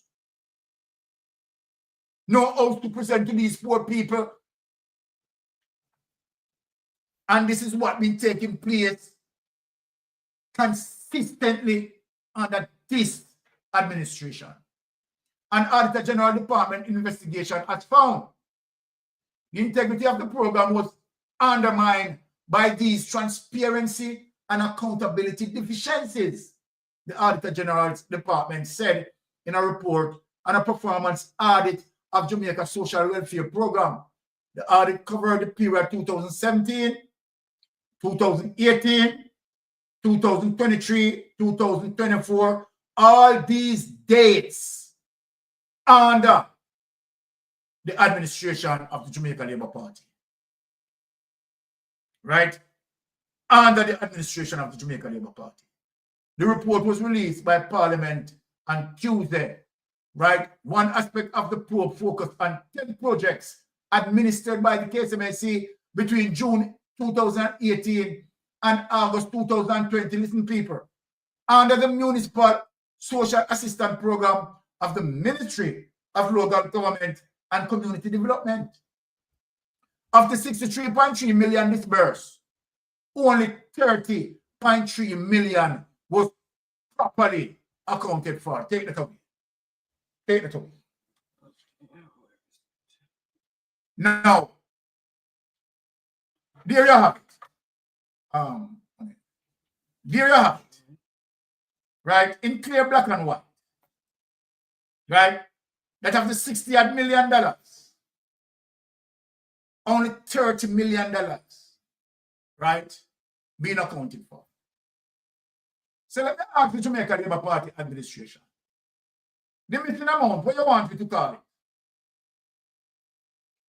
You want to call it found when it missing? I don't know, you don't like it that you want. You don't like it that the Jamaica Labour Party want to call it. The Jamaica Labour Party want the Auditor General to account for it when it is missing. So then Puerto Rico coming to the limelight and speak the truth. Yeah, big up Miss Pamela Monroe. Great job. We love you. Continue to do wonderful work by exposing corruption and criminality. And don't let them bully you. If you need a lawyer, call Rattigan. Anyhow, let's move on. You know, this criminal prime minister promised to build 70,000 houses in 2020, right? That was a campaign promise a couple of days before the election. As you know, he's always lying. He's a pathological liar. So from 2020 to December 31st last year, he only built a little bit over 300 homes. And he keeps going around making promises as if he cares. No, he doesn't care. He's very uncaring. This is the same prime minister that charges Jamaicans $700,000 or $200,000 to $300,000, dollars for not wearing face masks during the COVID outbreak. This is the same prime minister that went and bulldozed down people's homes. This is the same prime minister that refused to let Jamaican citizens come off a cruise ship during the height of 2020. This is the same prime minister that left Jamaican students stranded in a war-torn zone in Ukraine. This is a prime minister that oppressed the people of Jamaica and burdened them with indirect taxes. This is a prime minister that says, I'm going to make sure that criminals on the streets, either they get locked up or they go home to meet their maker. As if he has the right to take the law into his own hands and see that people become unalive. This is the same prime minister that tell people for turn on the yard and don't come out the road, while he might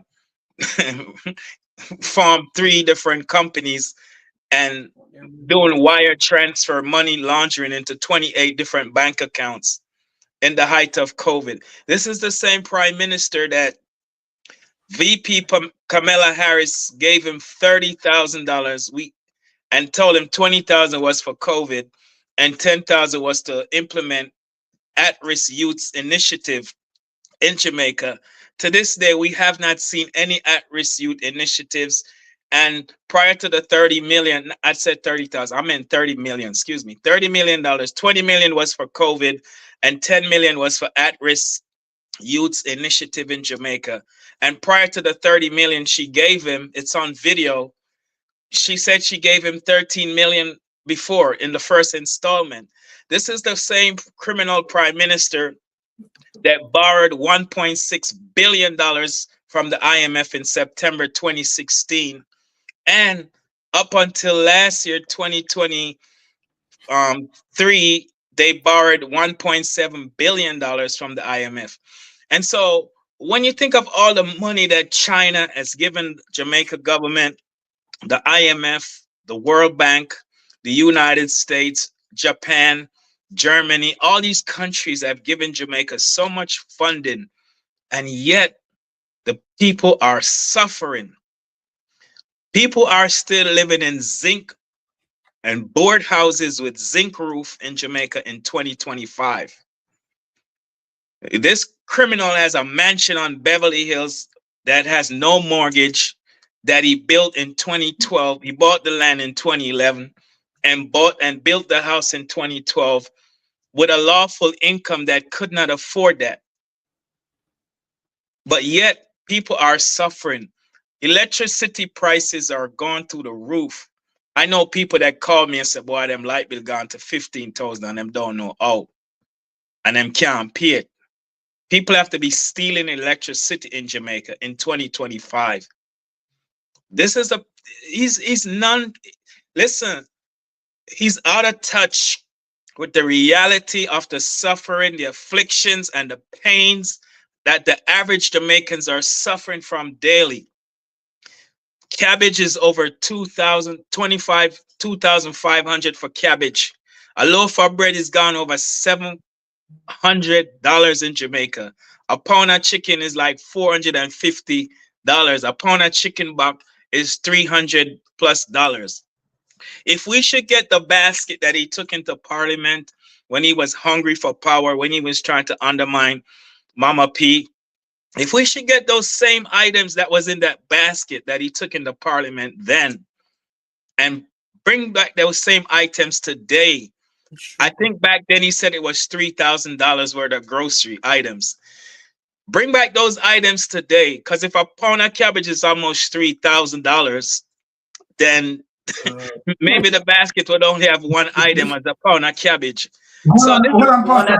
item. Pastor Ricky, are you saying that a pound of cabbage is for $2,000? Yeah, man, I have video and thing where people say, no, man, people that must suffer, man. Cabbage gone up to 2,000, almost 3 grand for one cabbage. Tomato like 500. They got to 900 what day, yeah. Gas farming food, cabbage. The people that must suffer. Guess what? This criminal prime minister in March 2024 last year in the budget debate, they got up in Parliament, Nigel Clark, and says it's on video that they're gonna cut GCT taxes for raw products coming into the country. Right there and then they start to tell the Jamaican people we're gonna create competition with against the farmers. Guess what? To destroy agriculture. Yeah. And so when you cut taxes on raw product coming into the country, it takes away the leverage from the average farmer in Jamaica, so they can't compete with lower prices because they will be at a loss, because the fertilizer, the manure, you know, the workers they hire to put into producing. And when you start selling items lower than what they take to the market, people are going to go to the lowest price. It's called the law of supply and demand. And so this prime minister has been destroying agriculture. And guess what? The person that control the food control the people. Yes. And so he's uncaring the people that must suffer. So when him say my bill houses, don't hold your breath. I have a Troy bridge to sell you if you believe me. He's not gonna give he's not gonna give you no house. And when him build one house, a people in him constituency man get him not get the regular average Jamaican people who suffer. He's uncaring. He has no sympathy, no empathy for the struggles and the pain, the hurts the people go through every day. Homelessness is on the rise in Jamaica like we have never seen before. Green banana, $300 per dozen. See that? Right. I was in Jamaica last year. This time I was in Jamaica, and I was talking to some people, and I'm like, "How do you survive? How do you manage?" And I'm saying, "Pastor, or can't buy everything, you know. Like if I need tomato, I can't buy it. I use ketchup. And certain things I'm gonna love to eat, I can't eat it. I for do without and just imagine it. This is where Jamaica's gone to. So when I'm talking about him, I go build house, don't hold your breath on that. As a matter of fact, he'll be out of office soon, so he won't be building any more houses. Amen. So let us drive on the point on the second document that we are going to show, as it relates to the Jamaica Labour Party administration want to shape a narrative, you understand, to say what about the $3 trillion been missing. It is missing, unaccounted for. Now, let us get into Jamaica Gleaner. Health Ministry faces increased pressure to show how $830 billion was spent. And yet, my Jamaican people, you have the Jamaica Labour Party administration on top of their voices that there is no other administration in the history of Jamaica who have spent this, who have spent that, and yet nobody can see it on the ground. It seems like the whole light in the air. Nobody cannot see it on the ground. $830 billion spent in our health. And we ask, where are the beds? Where are the necessary, commodities, you understand, for the health care? Right? It's crazy. Don't even tie tissues. Lacking in the in most of the hospitals. It's terrible, my people. Now let us read. Health Ministry faces increased pressure to show how $830 billion was spent. And see here, people, this is Wednesday, January 15, 2025, very recent. The Ministry of health and wellness. It's facing more heat as its level of tardiness has increased this year. Oh my goodness.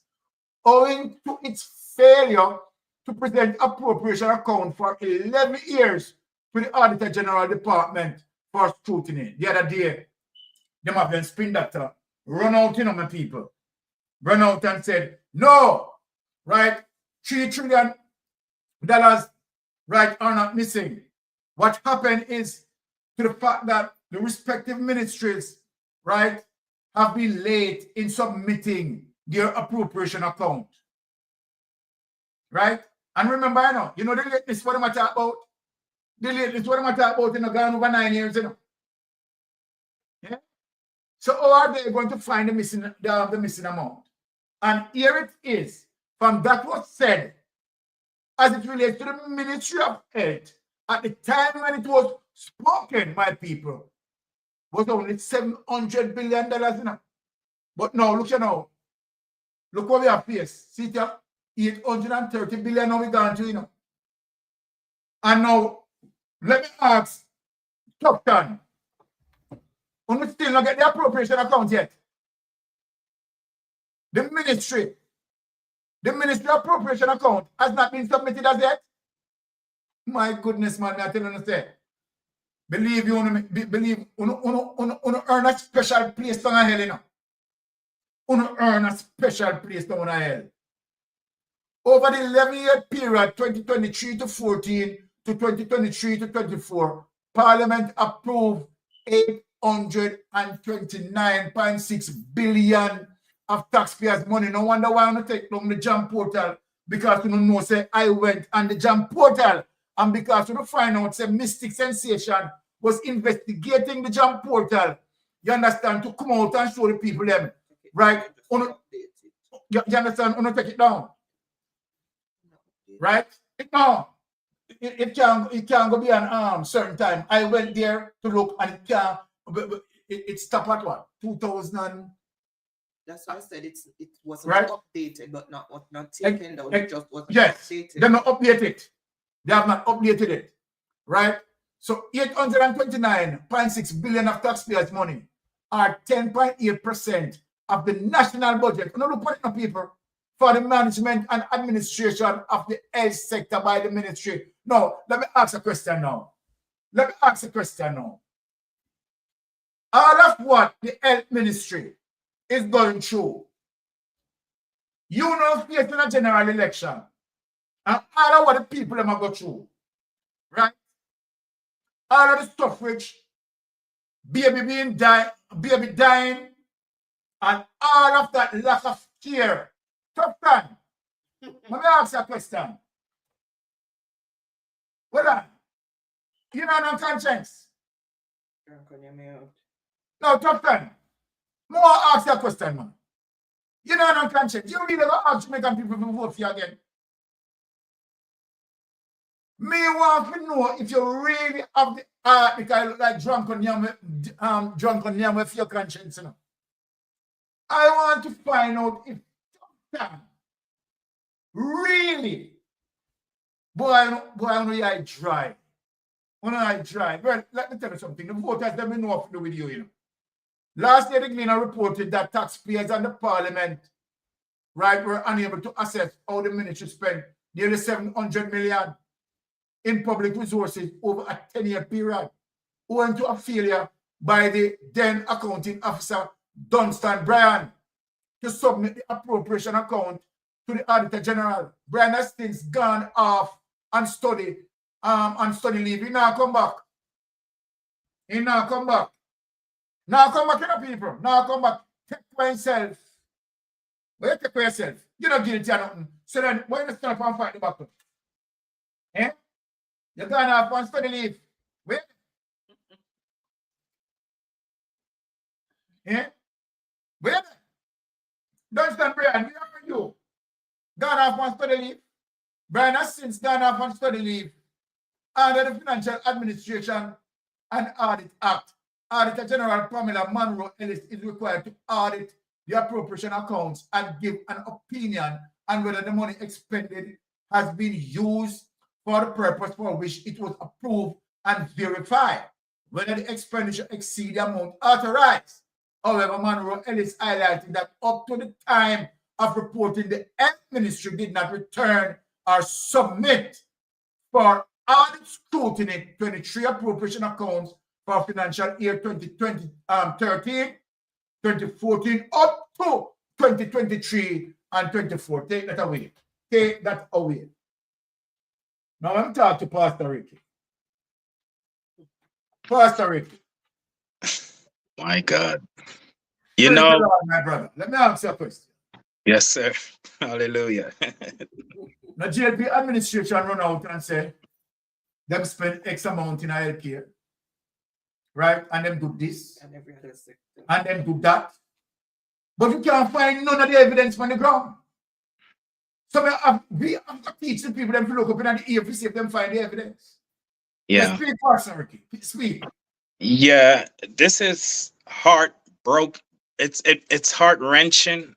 It's heart. It breaks our heart to know the people are suffering in the hospitals, dying on chairs, waiting to get a bed, shortage of bed. Patients have to pay for their own medications. Their families have to pay for their medications and the supplies they need for surgery. We saw where one person got a contract to feed the patient, but they gave them crackers and cheese. And you know, there's no ambulances. U.S. citizens dying at the airport, dying in the hotel resort because they didn't get any medical attention. And it goes to show you why the United States government, I trust the U.S. intelligence services any day over this corrupt government in Jamaica, because the travel advisory indicates not only that Jamaica had the highest crime rate in the Western Hemisphere, but it speaks volume also to the colossal failure of the healthcare system. And if the U.S. government can say that Jamaica healthcare system is a failure and warn their citizen not to travel to Jamaica, and if you get sick, you would have to go to a private hospital, but you'd have to pay money up front. It's in the travel advisory. Nobody, listen, when we speak, nobody not turn a light on the government. That's why I love video evidence, document evidence like you beat them with every week, and even them own words. And so the truth of the matter is, we have a criminal in Jamaica House who's not only a loser, but he's a failure. The buck stops with the prime minister. Former U.S. President Harry Truman says the buck stops here, meaning that the person who is in charge, the buck stops with that person. This criminal prime minister who's so insecure put all 19 government agencies and 15 ministries in the office of the prime minister. So it tells us that he has total control over the daily operations and functions of each ministries and agencies that's within the perimeters of his office. So he's very knowledgeable about what's taking place in every different ministry and agency in government, because that's how he set it up, which now we are realizing it's going to come back to haunt him, because there's no way over a 9-year period, and he's been in office as the prime minister and has all the government entities under his control, close watch, and money is being stolen. Taxpayers' money is gone missing. Yeah, listen, we're not going to use no pretty word. I'm pretty up, not say outstanding. The devil is a liar. It's stolen. I did budgets. Listen, let me say this. I do grants for the United States government, federal government worker right here you're looking at. And I did grants. And my portfolio that I manage daily is 70 million US dollars. My responsibility is to look for fraud, waste, and abuse.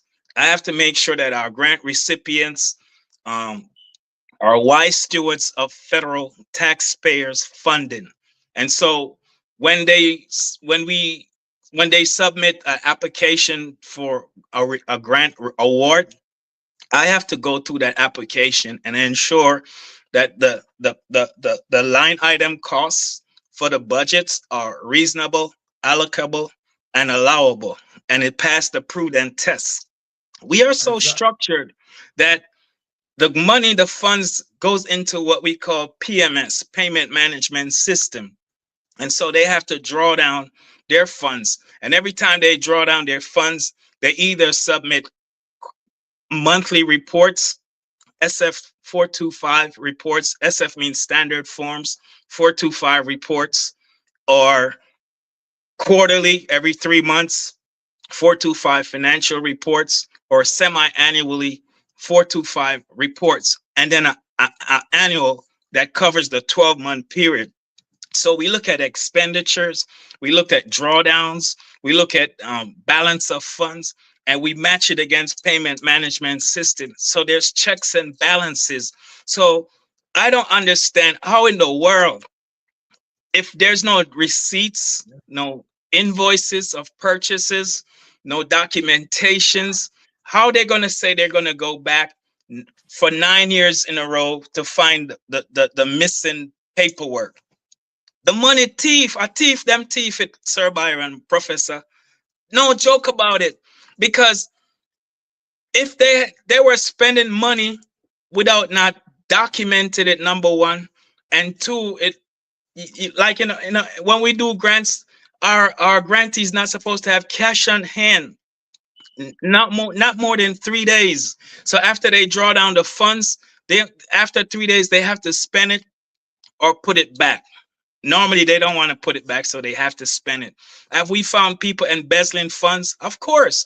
So we either call in the Auditor General on them and they get investigated, and based upon the findings, we can either put them on a corrective action plan to correct the situation, or if it's a gross violation, we take away the grant from them. There's no way 9 years all of this money's been missing. I mean, I grieve when I hear them things there now, because on my line of work, this I'm have to review auditor report. Every grant that meets the threshold of 750,000 US, $250,000, them I forget the annual audit. And so we have to read the auditor report to identify audit findings. That's part of the process in terms of awarding a grant. But the grant like for 10 million US, 5 million US. So when I see them thing, I'm aggrieved, because this is embezzlement of taxpayers' money, and the government the Prime Minister should be held accountable, because all 19 agency is in his office. $830 billion in the health sector, and yet the hospitals are so deplorable. This is mind-boggling. Right now, I'm vexed. I'm not trying to hold it down because I don't want to get upset, man. But this is financial fraud. And Christopher Tufton should resign immediately. He's a failure, just like the Prime Minister. How many patients died for lack of equipment? During COVID, they never have no oxygen. That was what, 5 years ago? Come March. Them never have him go in our community and tell the people them say right now, if them not take the shots in 2021, him not give them no water. Human rights abuse. Oh, you got all the most essential commodity that require, without it, you can't even survive more than a week. You see them, the mindset of these criminals.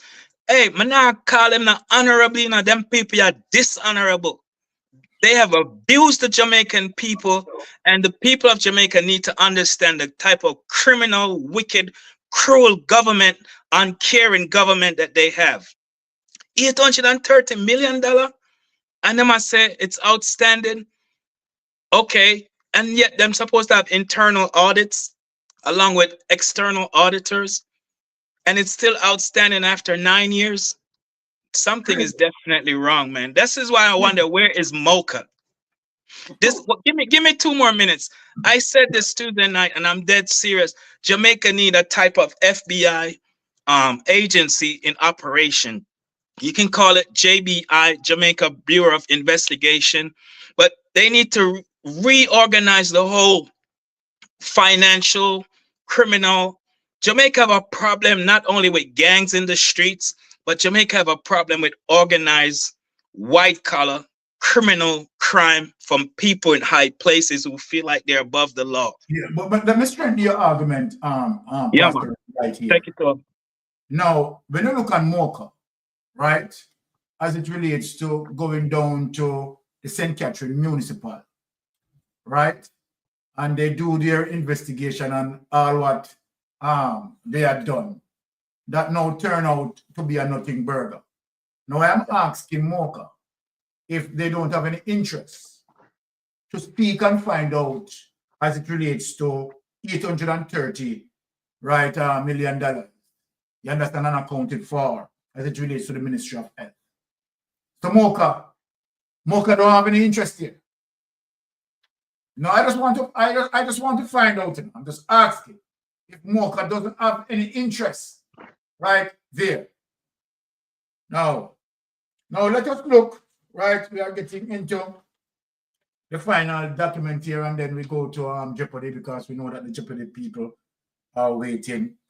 But we want to show the level of, how should I put it now, the corruption that permeated right all over the Jamaica Labour Party administration, right? And I mean, it's just overly pronounced, right? And the effect that it has on the Jamaican people. The effect that it has on the Jamaican people, right? As a result of inflation. Inflation. And let me just explain something here.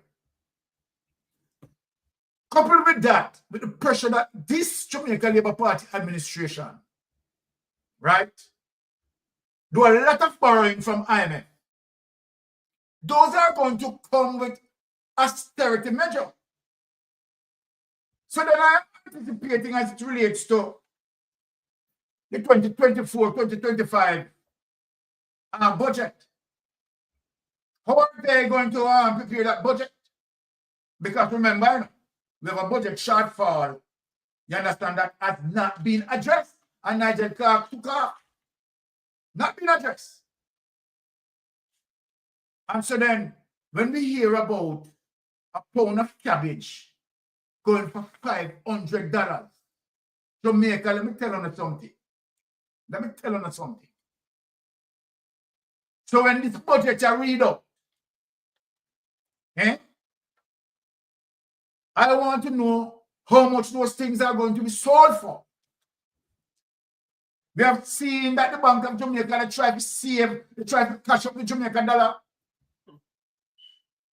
Right? The Jamaican dollar have no legs to stand up on it. And so then when the dollar gets weak and the dollar start to slide and inflation start to rise and poverty start to rise. Now you tell me, and you're seeking a third term. You're seeking a third term. Not to have the people situation addressed. You want to win your free ticket out of prison because you know what you have done. The calamity that you cause on this economy, and want to blame it on peril and find ways and means to blame it on other items. The truth of the matter, right, is the fact that the corruption is the front and center as it relates to Jamaica dilemma and what Jamaica is facing.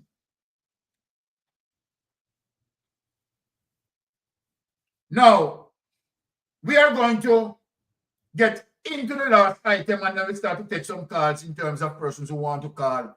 We're only showing how widespread the corruption is. Honey, can you find getting Labor and Social Ministry? All of this a ministry, I watch it. All ministries are affected. Can you imagine? Every ministry is affected. Want to watch the people? Teacher, we're not taking life from them. Don't forget the Prime Minister have $12.2 billion stolen from his ministry. Office of the Prime Minister. Yeah, man. We have that, man.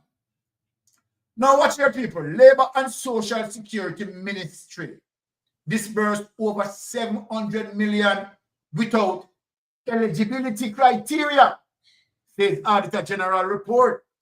You know, hear that, people? No.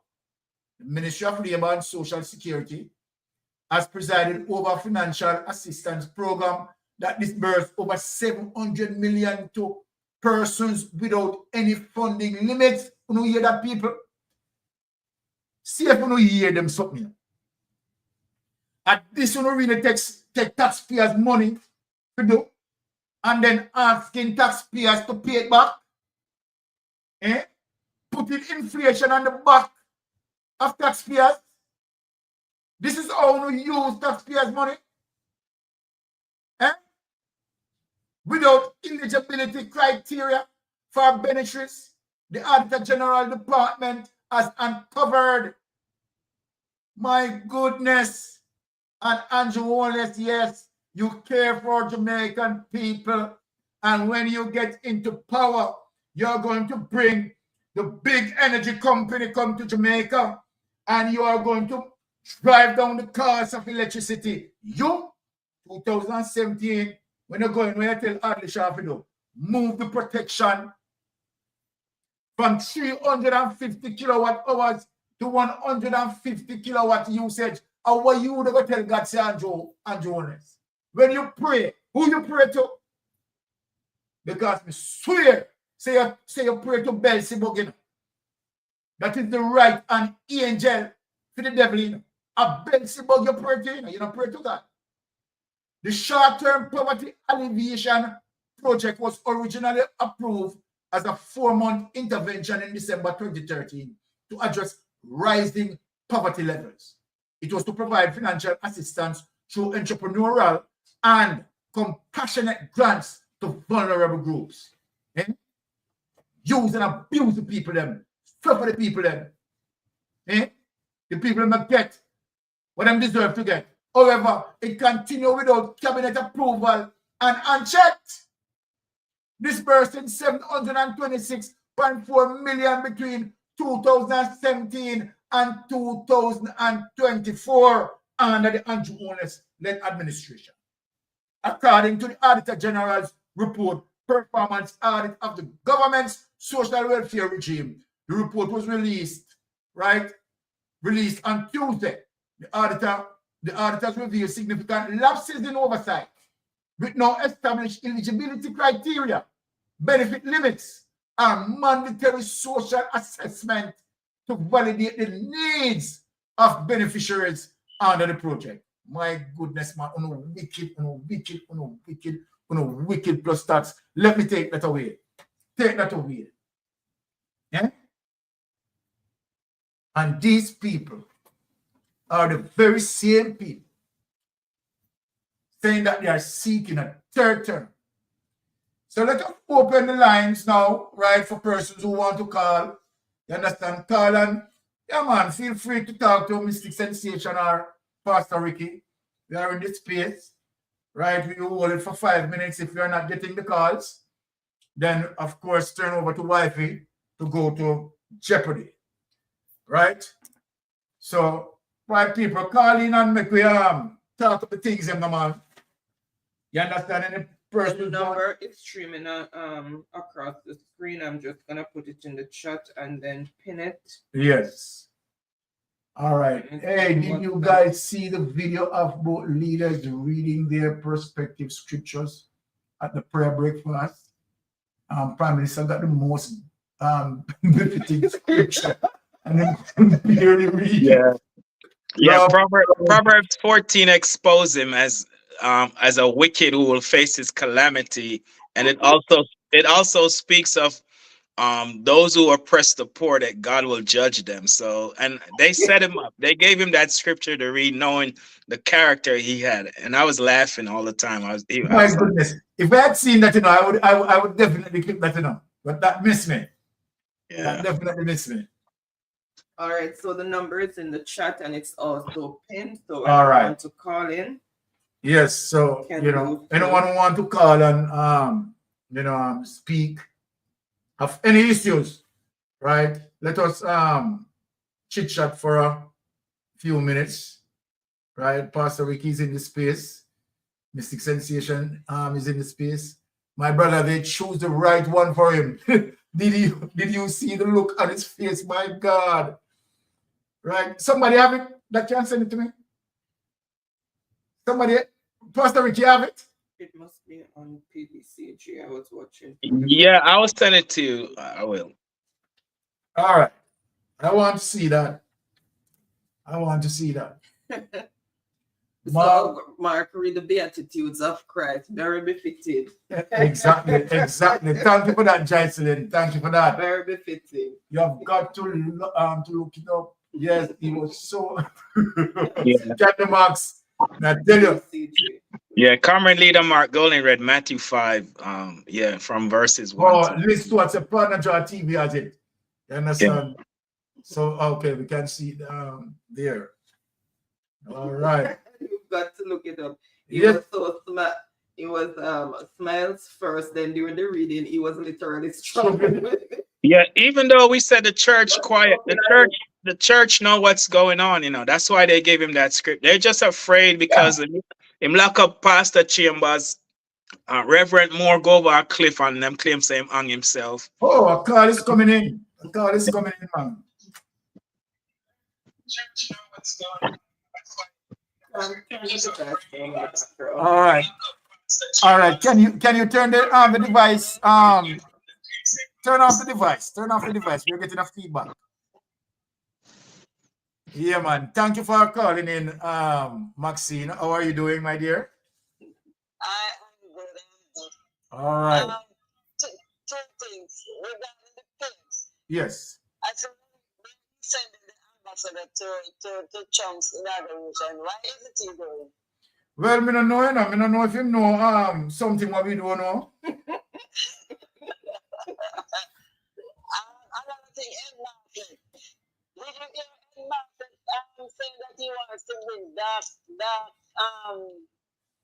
prison to Jamaica? No, I heard persons talking about it. I have not yet get a time to review that clip. But what did he say about it? That he wants to introduce Jamaica to that prison. So I'm saying about why you want to bring that come to Jamaica. He said we must what was he saying, like you have to expand whatever tourism, what people want. So I'm saying, why is it anything that is bad? Ed Martin want to, we don't have enough problem already. Well, and what tourism come to Jamaica? Just can you imagine? Dark, you know, saying nothing good. I mean, dark tourism. Saying nothing good. So it has something to do with some cultism. Wow. It has to do with some cult. Okay, some spirituality events. Right. So why? What do you mean, like the tarot card readings and all of that? So why we want to get into that? Why we want to get engaged with that? But I have to ask Bartlett. Right. It's crazy. What we need to focus on is agriculture. You understand? Because remember, you know, tourism is not something that, right? Tourism can be affected in terms of any situation like a pandemic or whatever. You understand? And so then that can cripple us at any time.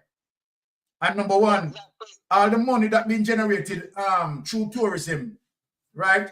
Roughly about 80% of the money is not circulating in Jamaica, right? So why are we focusing here as opposed to focus on agriculture? Exactly. Right? You have more medium and small term small business, right, that are doing more, you know, positive things as it relates to the economy, right, as opposed to tourism, because all of the money, right, that the small and mid-term businesses are using, the money is circulating in Jamaica, not tourism. 80% of tourism money is not circulating in Jamaica. So why are we focusing there? You need to watch that interview he did with the BBC reporter. Yes. Yeah, you need to get that Jeannette Calder, that interview that he did. Yeah, no, I saw that one. No, I saw that one. I saw that one. You saw that one? Yeah. Decolonization. Yes. What he said?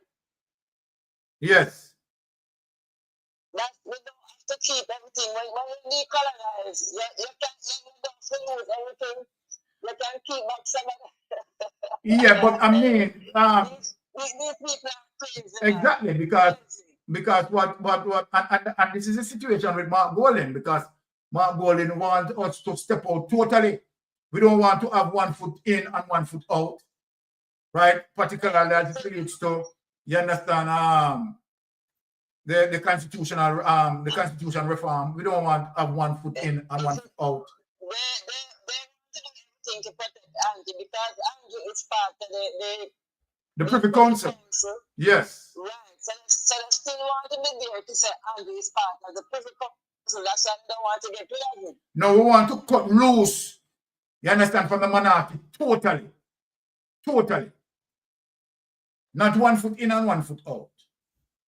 Why is we need to get to this government? You understand? No piecemeal is going to work around here. No piecemeal. You understand? And this is what the Jamaica Labour Party administration is doing with the constitution. Break them down in piecemeal, do this and that, and try to trick the Jamaican people, put the holes over the people their eyes. We are not into that. But the good thing is that the election will be done before September, so we'll be better than them. Exactly, my sister. All right. Thank you for calling. Lovely input. Same to you, my dear. All right. Pastor Ricky, since let me just ask you to do your final comments. Hold on, we're getting one more call, Pastor Ricky. Okay.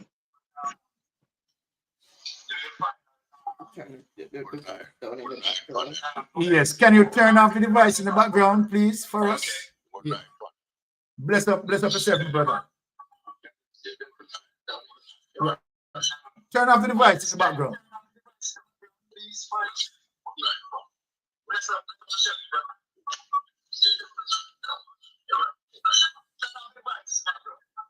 Yeah, good night. Yes, good night. Well, America is for more scammer, so I'm doing scammer in Jamaica, the biggest scammer in Canada. Well, the crime minister and the crew are the biggest scammer in Jamaica, the boss. Well, I mean, all right, that's my facility. My program, the scammer, well, the scammer in Jamaica. It is what it is. What am I to say? It is what it is. Right. Thanks for the input. All right. Pastor Ricky, the man said peace coming up going in the government, I agree, 100,000%. Well, all right, Pastor Ricky. The final comment, and then I Yes. start over to Wifey. Well, thank you again, Lady Anne-Marie and Sir Byron, Mystic Sensation family. It's always a pleasure being in the presence of the professor. Welcome. And, you know, I want to say to Comrade Leader Mark Golding, I have no doubt you will form the next government after the general election is called. I just want you to do in your first 100 days, and I don't need to tell you this, this is probably on your radar, to do a forensic audit in all 19 government agencies, and then release the findings to the Jamaican people, because the people of Jamaica needs to know exactly what you have inherited, because the Jamaica Labour Party will be in opposition while the criminal prime minister will be on his way to prison. And so you don't want them to blame you for the bad economy that you will inherit. So you have to show the people what you have inherited, and you have to ask them for patience, because the mess you're going to inherit is not going to be fixed in the first 1 or 2 years. It's going to take some time. And the people will need to be patient with you while you're working on repairing the damage that was done. So I just want to make that appeal to Comrade Leader Mark Golan, that you have to expose, just the same way Pamela Monroe is exposing them with the audit findings through the Auditor General report. It's the same thing. You have to put it out there so everybody in Jamaica and internationally, the diaspora as well, because the JLP will be in opposition for a long, long, long time. They're going to be in the wilderness, wandering, hungry for power. And they're going to do everything to try to undermine you and your first term and blame you for what they did. So you have to present it quickly, soon as you get the audit reports going and get it out there so everyone know. And then secondly and lastly, to the Jamaican people, times are very hard now than ever before. Are you better off today than you were when the general elections were called in February 2016? How much were you paying for a pound of chicken back then compared to today? How much was a cabbage back then compared to today? How much was a loaf of bread, a dozen egg, or a tray of eggs back then in 2016 February compared to today, January 2025? How much were you paying for utility, light, electricity expense, water bill? How much were you paying in taxes, in indirect? How much were you paying in rent and mortgages and land property? If you're happy with the way things are today, then God bless you. But if you're not happy with the way things are today, then put the X beside the head. You have to make a change. And the change you're going to be making, it's not only for you, but it's for your children and your grandchildren and future generations to come if the good Lord tarry. And Hold the thoughts, Pastor Ricky. Let me just have the caller process. Okay. And then we allow you to finish up. Sure. Yes, caller, you're on Mystic Sensation. Please go ahead. Hi, good night. How are y'all doing? Yes, pleasant good night. We're doing fine. Okay, great. First and foremost, I must say I agree. Jamaica people need change. We all need change. I'm not in Jamaica right now, but the truth is the truth. We all need change, and the people need to put their hex beside they know where. Exactly. Because it's no more green, like painting Jamaica green. All right, that is my point of view. Yes. The first thing I want to say is that Jamaica the government in themselves need to invest more into agriculture. Be like what the late Honorable Roger Clark had done before. That time I couldn't even vote or anything, but I remember of that man in his water boots. I never forget him. So I seen him on TV in water boots. You know, he wasn't afraid to put on his water boot, not clocks. All right, beef up that thing, because at the end of the day, when disaster struck anywhere else in the country, even in our own country, what only thing we can do is eat what we grow. They're narrating that perspective, say eat what you grow, but they're not doing it. They're eating what someone else grow. All right, that can bring up Jamaica on the map again. Our agriculture, we have the best food in the world. All right, the next thing I am thinking of, social media. I am here in Canada. I am watching social media. What the ladies and the young ladies who they say are the future, and the young guys on the media, TikTok and all these things. They're not. Most of them are not portraying anything good. You know, to say that, oh my God, a lot of educated mind are coming from Jamaica, and look what they are putting on the internet, and people gravitate to it. They are putting out things that are not good on social media, all that are not good and not clean. That is what they highlight on social media. They need to highlight more in things that, for instance, talking about the government, what is going on, all these money that are missing. They can do it without anybody cussing and telling people derogatory things. they can do all that and make other the younger one involved in those things and say, oh my God, people are using TikTok to highlight this, and the government is gonna see it and see that people all over the world are seeing it and saying that, and what the young people are saying about their government, their leader. They're not gonna gain all those people again to vote for them, because the narrative gonna push away from them. The next thing I want to ask, I know I'm just talking, but I'm not hearing anyone, but I'm just talking. I hope someone is listening to me. But the next thing I want to know, maybe a year ago or more, I heard of gold, the gold that was found somewhere in Clarendon. I want to know what happened to that gold, because I know I did some research on it, and there's a company in Canada that was mining that gold. That gold should be uplifting the poorer people in that country. Clarendon, starting from, if that is true, because I researched it and that's what I saw. You understand? So those things should be making Jamaica richer, not poorer, not to share between the government and its friends. All right? So, and the next thing again, what I want to say, the family is back home, whether young or old, they need to invest also into backyard garden. Backyard garden is a must. And then the last thing I want to say, our Prime Minister, Andrew Holness, I can't call him honorable, his honor is gone. He can take a book out of the Burkina Faso leader, if that's the way he pronounced Ibrahim Toure, take a page out of that man's book and see that true leader does not gravitate around about taking the money from the poor and the taxpayers' money and put in their pocket and their family.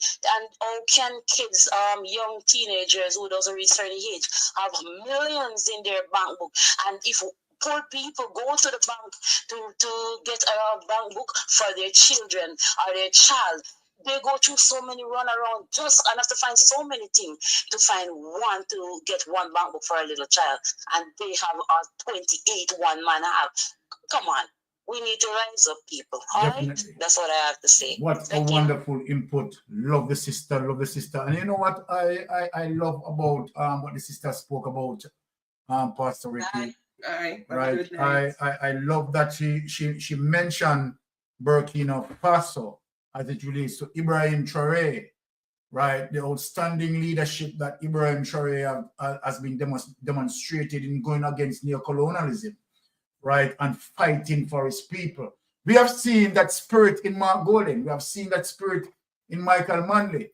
And she also spoke about eat what you grow, right? And that is essential as it relates to us moving forward, right? Yes, caller, you're on Mystic Sensation Live. Please go ahead. Good night. My goodness, congratulations. First of all, yes. Lady Mystic, good night to you. Good night. Mr. Mystic, bless up, sister. One for the left eye, one for the right.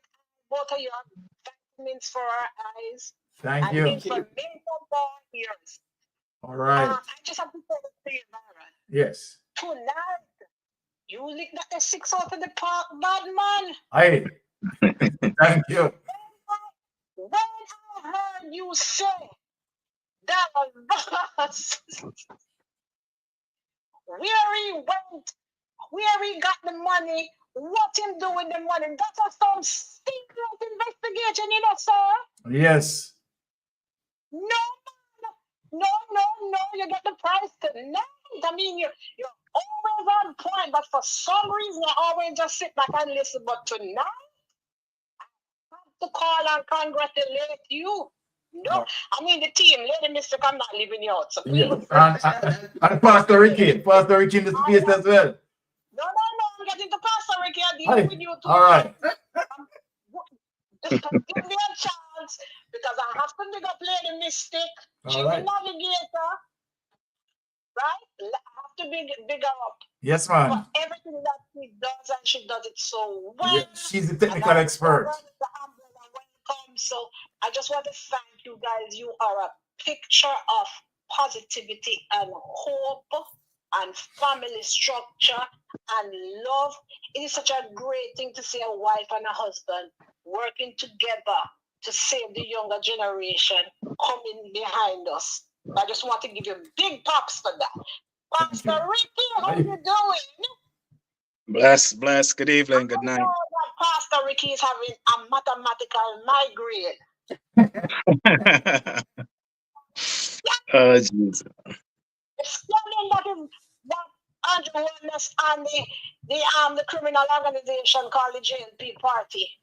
Because for a man who does that for a living, the numbers must be just bouncing around in your head because you know something is off. A whole lot of things are off.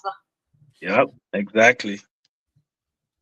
So you just have to temper yourself because you know what's going on now. So I mean, I know it is so unpleasant. It is just so low. Yes. Because remember, they could steal, but they could still make the Jamaican people have the basic necessity. There is enough there for them to steal, but you don't have to starve the people. The man offered prosperity, and every day he gives them poverty, desperation. You understand? This man is a cruel human being, and the work that you guys are doing, it is priceless. Let me just put it that way. All the money in the world could not, because you people are doing it out of a love for your people. Yes. And your work speaks for itself. You understand? It's like a history book. Every Tuesday, every Friday that you come on, it is a history book being documented digitally. Thank you. And I just wanted to say thank you for all the hard work that you're doing, because the kind of pressure where you have put on them, you are alone, some and all the rest of them, and Pastor Ricky. But when you dried up, when you went into neutral, you said, mistake, and you dried here, tonight, I said, no mind that when you're for 6 cricket, 6. Right off the park, when you said the description with which you laid it out, and you are opening. So listen, all who was blind, them see tonight. All who deaf, them hear tonight. The hypocrites will have to hold on their heads, because what you laid out tonight is documented, is not. So you say no, is our proof. Yes. But you know, the violation and the hatred that these people have towards their own Jamaican people, it is something to really expound on, because if you was to examine the mental health of the people in Jamaica, all of them supposed to be mad, Nobody can live under these conditions, because even who they want to take away from the people. You understand? I'm gonna go now because I know you guys want to go into Jeopardy. But I just wanted to read that. Thank you. Keep up the good work. Stay well. Look after yourself, because we kind of get accustomed to the Tuesday and the Friday now, and then on Thursday, Mystic, you're over there by Titans. Oh, by the way, Mrs. Mystic. Yes. When Thursday come on and we're looking at Mystic, it come like something missing. This is true. The chair is empty. Which is true. And I'm saying to myself, Lord Jesus, she can't take off one Thursday and we see her on the side. It's true. Sometimes I'm at work and I look in and the chair is empty for sure, and then I come in and then I'm so tired sometimes. I just eat and then go back upstairs. Like S blank when you know there's one eye. Yes. It's one eye, so it's like it's an S blank moment when you're playing domino. But all right.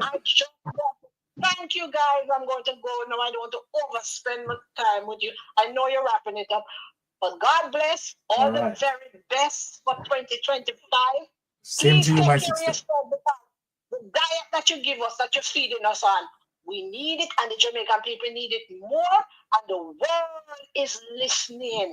Yeah. Thank you so much. So all the best to you. Bye, Ricky. All right. Thank you. Have a blessed night. The mathematical migraines, okay? All right. No, I'm not having any migraines. It's just alarming. It's just alarming how much money them are teaching. Your mathematical nerves. Anyway, all the best to all three of you. Thank you for the service that you provide. Okay. All right. Love you so much. Thank you. God bless you. Endorsement and support. You know. Now I'm take care now, and I'm looking to see you Tuesday, all right? All right. Yes, definitely. All right. Take care now. God bless you. Take care.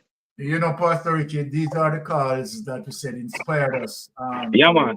fight and fight harder. Definitely. Right. And, you know, we do it out of love. Yes. Right.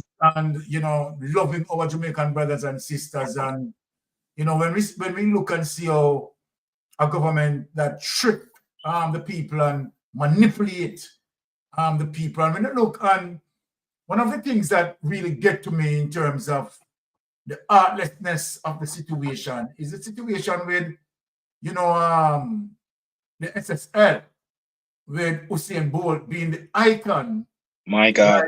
Right? And I'm not, when I'm speaking about Usain Bolt, I don't want people to get me wrong, you know, as if I'm just singling out Usain Bolt to say, you know, it is like it's only Usain Bolt matter. No, I'm coming from a perspective to the fact that there is someone, right, who had represented us, you understand, worldwide and put us up, you understand, on the pinnacle of the map as it relates to track and field. Right. An icon. And you're going to tell me, as it relates to the Prime Minister involvement in SSL, right? Knowing to the fact, you understand that 2021, he made a decision to close down his account, knowing what is pending. Yeah. And when I look at that, what the Prime Minister had done, right? It shows you the viciousness of it all, right? Yeah. And here he is today, asking for a third term. That again show you another viciousness of this man. Pastor Ricky, take it away with the statement.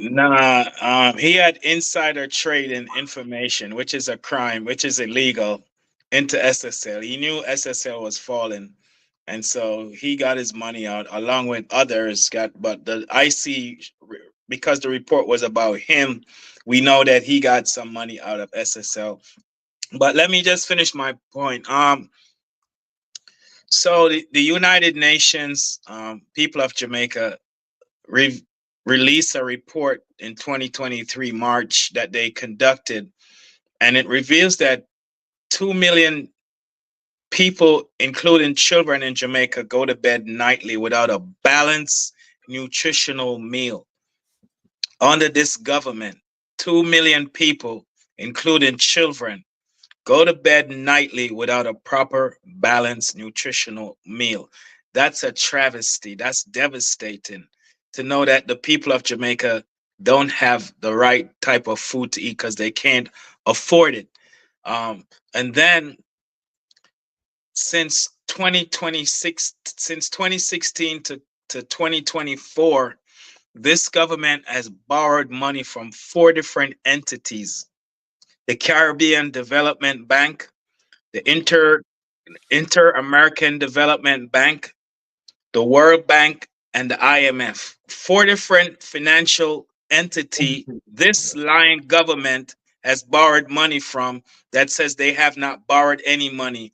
When I calculate up all the money they have borrowed over $1.1 trillion. Finally, Audley Shaw gave the ministry paper title 17/17 revealed in 2017 this pathological lying government raised taxes on GCT taxes and special consumer taxes. They raised taxes on fuel costs. In 2017, they raised taxes on all alcohol beverages taxes and tobacco products taxes, group health insurance taxes, motor vehicle and registration fee taxes, and they also raised taxes on electricity, as Sir Byron mentioned earlier. They brought it down from 300 kilowatts to 150 kilowatts to widen the pool, to make more people pay more taxes.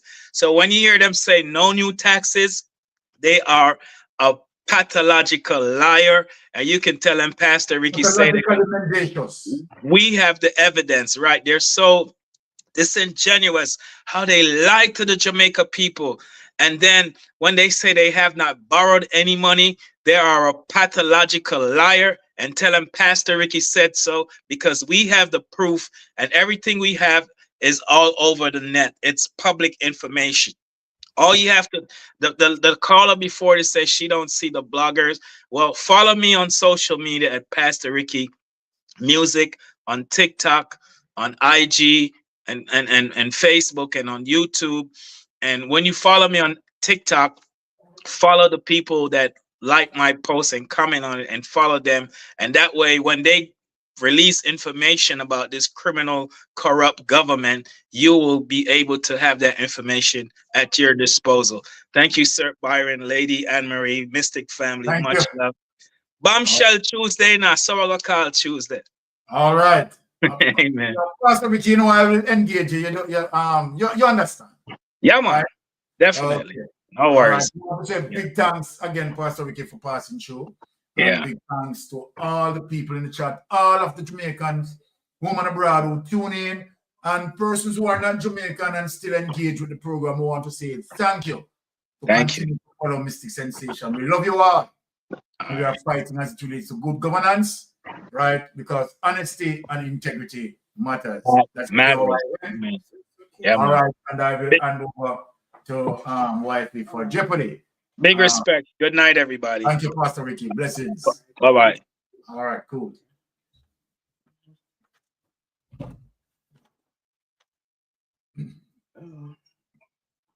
Good night. One more person. Okay. All right, good night, Carla. You're on Mystic Sensation. Go ahead.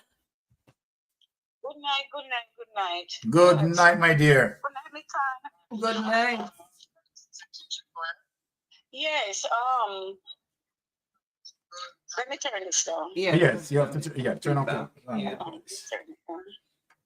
Yes. Yes.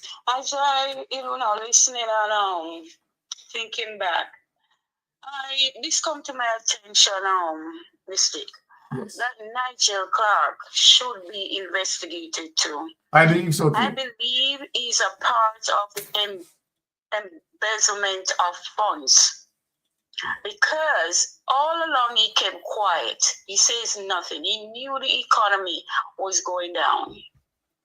And even with SSL, he said nothing. I'm just taking time, take for himself, and just gone, so no man, something else behind him leaving. I believe something else that Andrew Holness and himself know, and they have been keeping quiet about it. Totally agree with you. He must be thoroughly investigated and questioned. Yes, he can't just take for himself and mash up the economy and gone. So, no, sir, he knew everything. And on top of that, he was taken up for Andrew Holness. He was on his ship, the sinking ship. He was on that side. So we're not done with Nigel yet. Certainly right. Come back to the forefront. We're not done with him yet. We want some answers. And, number two,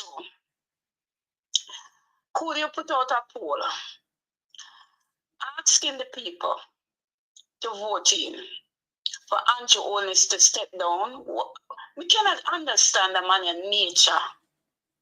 How can you want to enter representational politics again after all of this? He's a narcissist. He's a narcissist, my sister. A narcissist. No, the man is ordinary. Has no conscience. Has no conscience. He neither have shame nor conscience.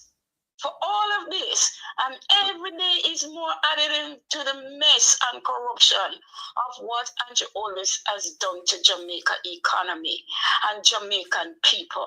And the other man, but him a go run again. No man want Paul to come out. They ask him to step down, and he should never ever enter politics again for what he has done.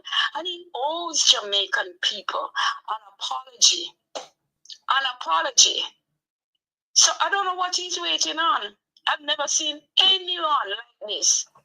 Unprecedented. These people are stepped down.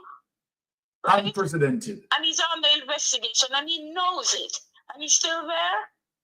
Well, some fire must light underneath him till mistake. He run. Like when fire must steal and them are run. People it's need to, much, man. It's you know, too much. I totally agree with you. People need to go demonstrate and demonstrate peacefully. Let us mention that. Demonstrate peacefully. You understand, as it relates to, you understand, and he needs to, right, step away from the process and let the investigation flow. That's what he ought to do. Bright in people's face and too bright. He's too bright with it. Yeah. No decency at all. That's so right, my sister. Right? You know, we say that people them not demonstrating, but they know, you know, the people well know that is why they are not eating the streets. Because they know of that squad, they know what is happening. They know. So, you know, if it's not them, it's them family or some other relatives, so them keep quiet. And that is why you see all of what was going on and this killing and that and that. And you knows about it. And you know everything when he now dirty. He knows it. And he better come clean, you know. Because God said, I'm word. Vengeance is his and he will repay. So if he make God start on him, remember me tell him, honorably, according to him call himself and doctor, him better just humble himself and step down. And you only step down. All right. I want him to jump. I only want him to jump. Because somebody I will take you down. All right. Mistake. Have All a right. good night here. Take care, sister. Have a wonderful weekend. Majority of Jamaican tired of him. Everybody tired of him, the truth be told. Understand? Some people just cover it up and don't want to. Exactly. So be a face. Be a face. Let have this one little piece. You know, they have been doing this long ago. I've been stealing. Yes. Pilfering. Yes. And they never know that this day would have come mistake. Exactly. They thought it would be the same as before. Yes. No, there's a new tide. The Thank wheel you. is spinning. Yeah. And so the arrow stop on them now. Definitely. Look how much money. He didn't know. They didn't know that this day would come. They believe it would be the norm, same as ever. Exactly. Little did they know. Has no shame. And they must truly be held accountable. Better could have happened to Jamaica's economy. And because of them doing all of this, and they knew they were doing it, and nobody could talk on anybody because they were all in the same sinking boat. Yep. And Andrew back them too. Andrew back them. Saturday, my let sister. me tell you, it will come. We not come off it, you know. No. It look long, but it won't be forever. People, just encouraging yourself in a God that the end is coming. Okay. All right. Take care. Love you, sister, and love you for that input. Right. Bless up yourself. Have a wonderful weekend as it relates to you and your family. Yes. My son, remember me tell you, you're a warrior. No female must look at you and take that stand to. Yeah. Yes, man. I'm proud of her. Really proud of her. Thank you. Proud of my wife. Thank you. All right. Blessings. Bye-bye. Good night. All right. Thank you. All right, guys. So we have come to the end of the discussion. Thank you so much to everyone who joined. Know that you could have been elsewhere. As I always say, it's a Friday night, but you chose to be with us, and we do not take that for granted. But before we go into Jeopardy, someone was asking about the scripture that Andrew got to read, and Mr. Golding, somebody was saying they're not too versed with the biblical part of things. So when we say the Beatitudes, it has to do with those that are humble, those that carry out the words of the Lord. And it speaks about the meek shall inherit the earth and all of that. That Bible verse that talk about those who obey the words of the Lord, what their reward will be. But on the opposite side, Andrew got the one that speak about wickedness and what shall happen to those who does wickedness. So that's what they were talking about. So the Beatitudes like blessed are the pure in heart, blessed are the meek, and they shall inherit the earth and stuff like that. That's the Beatitudes. But then Andrew got the opposite for those who do wickedness and continue to do wickedness, what shall befall them. So he got the right scripture to read. Yes. All right. All right. So we are going to go into Jeopardy for those who are going to be participating. Let me just share. Let me just take off the logo first so that you'll be able to see the screen clearly. All right. So we are going to play for credit, $1,000 Jamaican credit to the person with the most points. And then we have 5 runners up of $500 Jamaican each, Digicel or Flow. So the questions are going to be in the form of a statement. You answer in the form of a question. If it's a thing, then it's our place, then it's what is. And if it's the name of a person, then you answer who is and give the answer.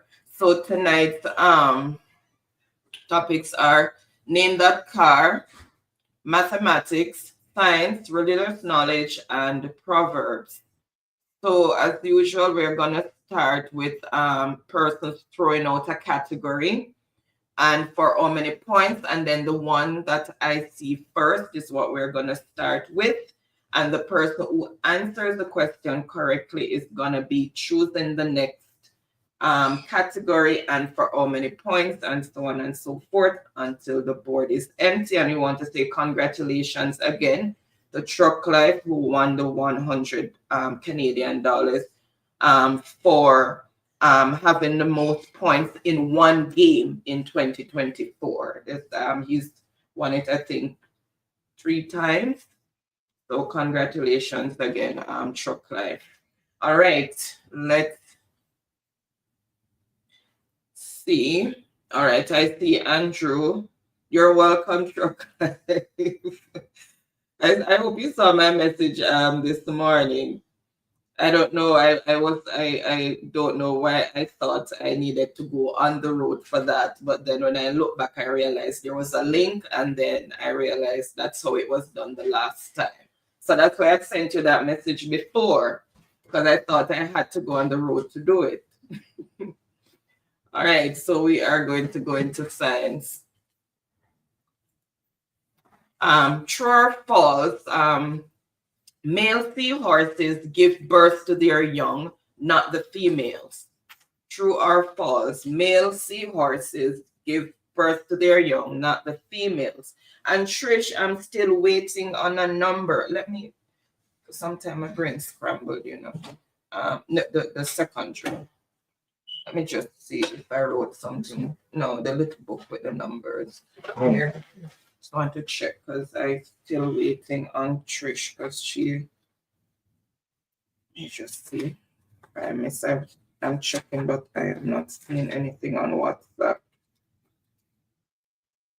Remember, Trish, that I have credit for you if you want to donate it to someone, but I still have credit for you. Remember, you have to answer in the form of a question, what is, and then the answer. All right, I see the answer that I am looking for. And it is what is true. So the male seahorses give birth to their young, not the female. And that is for 300 points. So let's see who picked up those 300 points. 1 second, just kicked me out. Just get back in. All right. All right, let's refresh and see. Who got that? I'm looking to see who got the points. Okay, let's see where it started. Okay.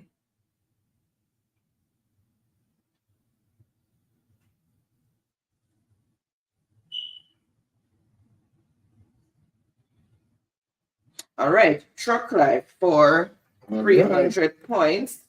And not still, okay, didn't put what is, and other persons also came in with true as well. So chocolate, choose the next question, the next category, and for how many points. So it's continuing with science for 200.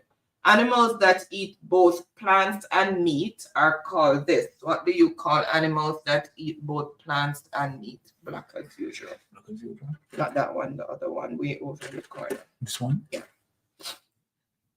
What animals that eat both plants and meat are called this?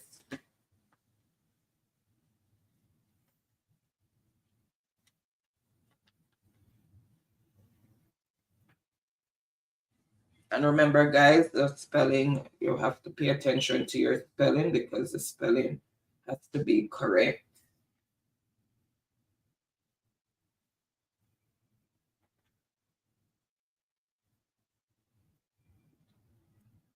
All right, I see the answer that I am looking for, no delays, and it is what is omnivores. So omnivores eat both plant and meat, and that is for 200 points. Let's see who picked up those 200 points.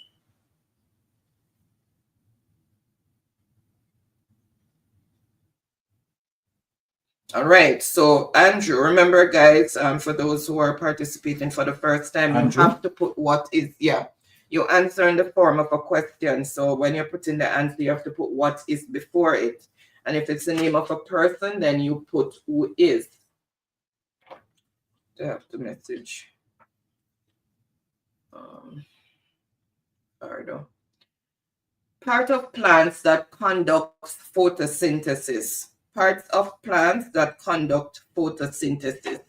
What do you call it? What is part of the plant photosynthesis takes place in? So where on the plant does photosynthesis take place? That's what it's asking.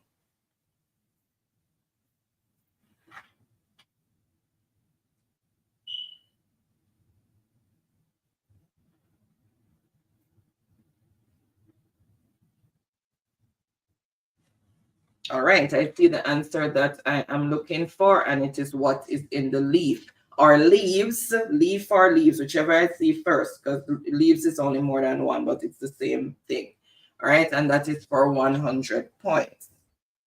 All right, so let's see who first came in with the correct response. Truck Life, and everybody, most people came in with leaf or leaf. For Truck Life? 100. 100. Yeah. So science for 400. And Andrew was for 200? Yes. Name the only rock that floats. Name the only rock that floats, and that is for 400 points. Name the only rock that floats.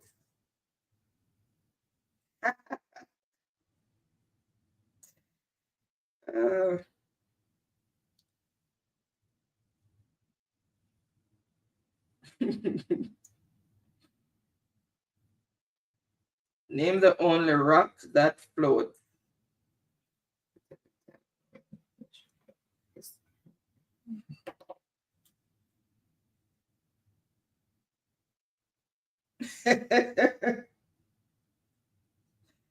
Yes, Don. Exactly. It was done on purpose. All right, I see the answer that I am looking for, and it is what is pumice. So the only rock that floats is called a pumice. And fun fact, it forms from the froth at the top of lava flow, which cools very rapidly. So that top rock from the lava flow is what is called a pumice, and it is the only rock that floats. Because, you know, rock is heavy, so you put it in water, it will sink. But that one will float. And that is for 400 points. Let's see who picked up those 400 points.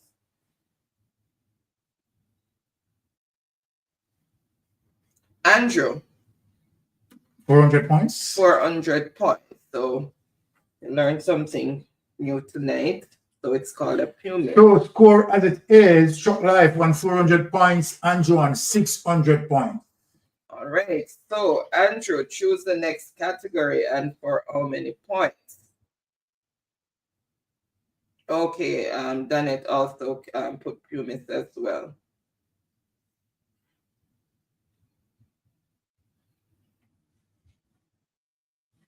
Religious knowledge for 100. The name of Martha and Lazarus' sister. What was Martha and Lazarus' sister's name?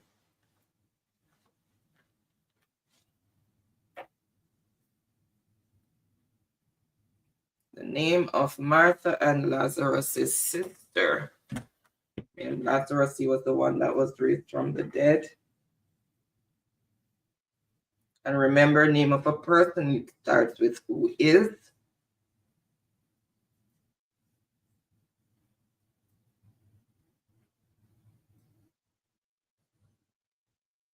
All right, I see the answer that I'm looking for, and it is who is Mary. So their sister, the name was Mary, and that is for 100 points. A lot of Mary ran out.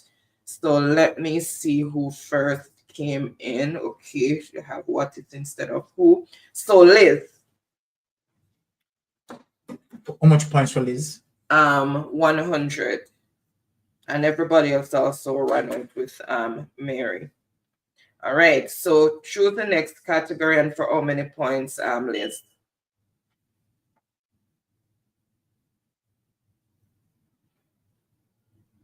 Okay, she is running big tonight. Religious knowledge for 500. Place where Elijah prayed and fire came down from heaven.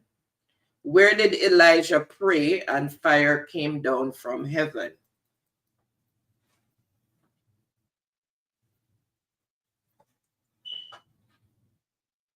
So Elijah prayed at this spot, and when he prayed, there was literal fire coming from heaven.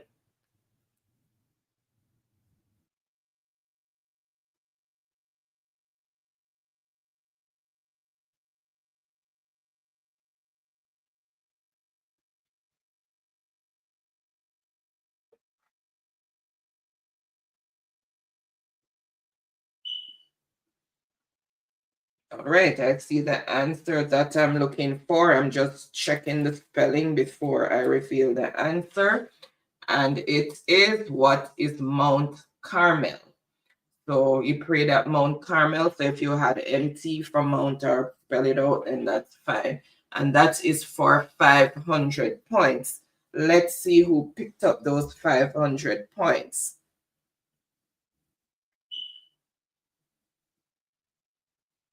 Andrew for 500 points, and we have other persons who came in. Blessings, Arlene. Good night. Happy Friday and Happy New Year to you. Happy 2025. Andrew for 500 points? Yeah.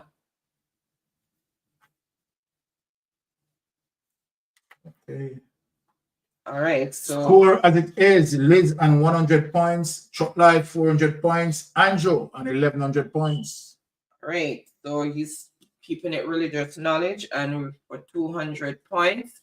I told Mary she would become pregnant with the Messiah. Who told Mary that she would become pregnant with the Messiah? And remember, name of a person, start with who is. I told Mary she would become pregnant with the Messiah. Who told Mary?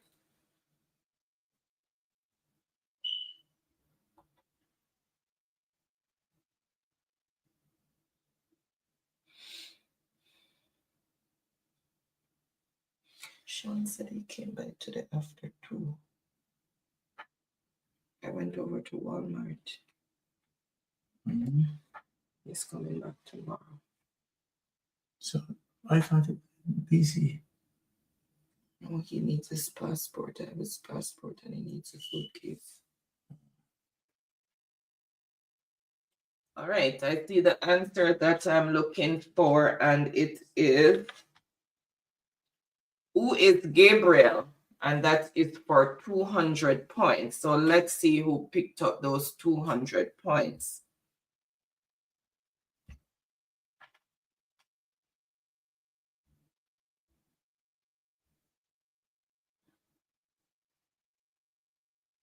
All right.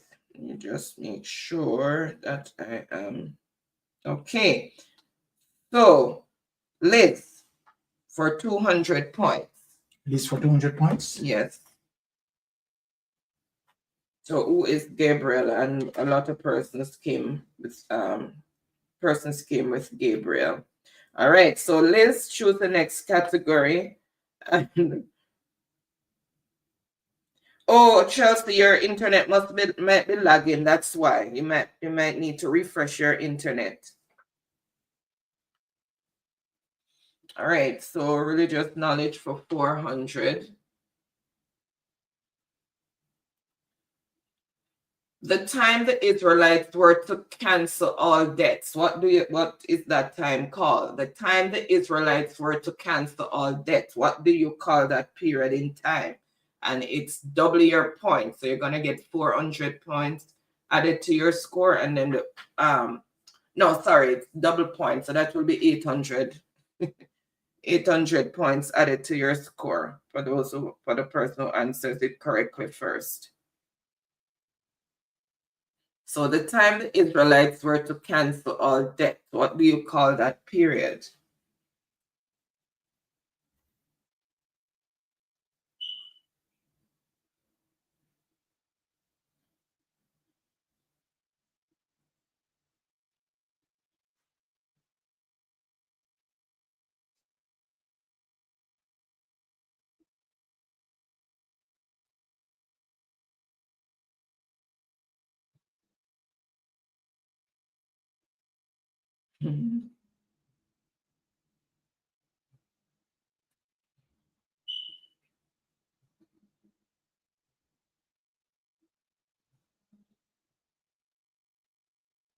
All right, I see the answer that I'm looking for, and it is, what is the year of Jubilee? So what is the year of Jubilee? And that is for,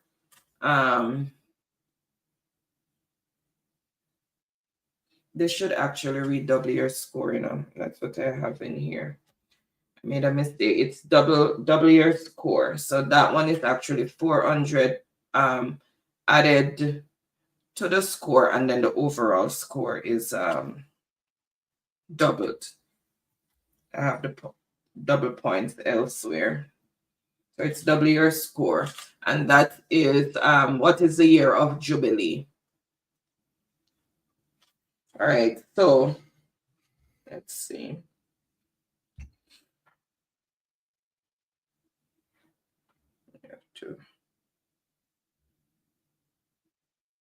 So Andrew, much 400 points and then double his score. What? It has double your points, but it should actually say double your score. Score as it is.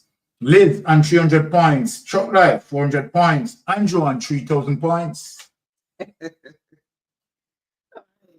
Choose the next category, and for how many Andrew, points? Andrew. Oh, it's keeping it religious knowledge.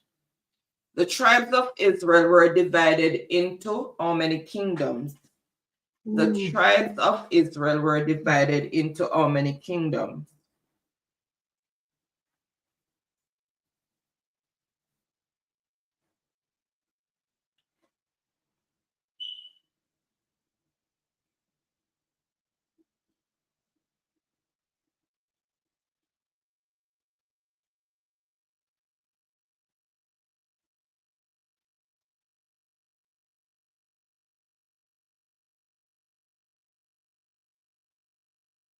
May I tell you, Chuck Life?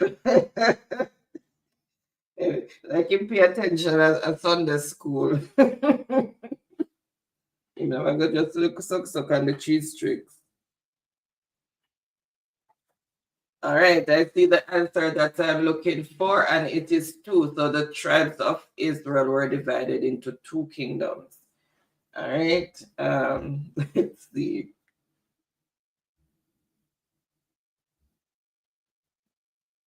All right, so it started there.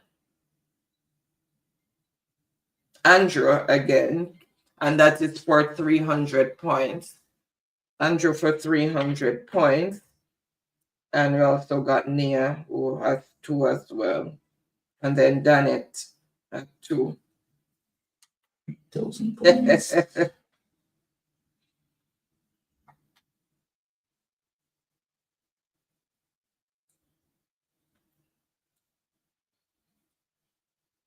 All right, choose the next category.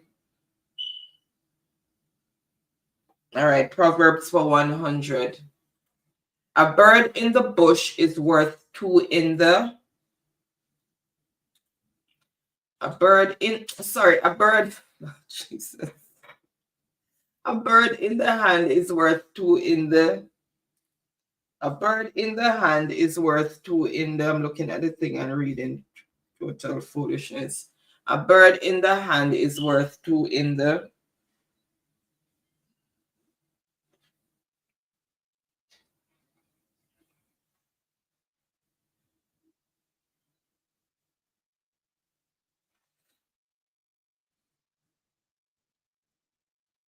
All right, I see the answer that I am looking for, and it is what is bush or bushes is just pluralized. So a bird in hand is worth 2 in the bush or bushes. All right, and that is for 100 points.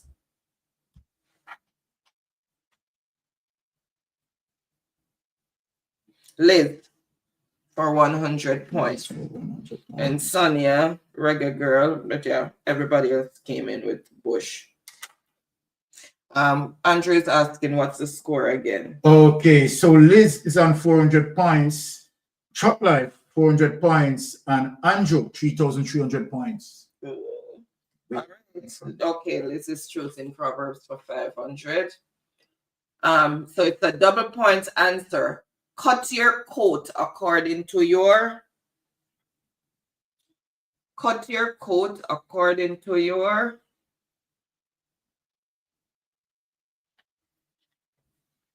So that's 1,000 points for the person who answers that correctly.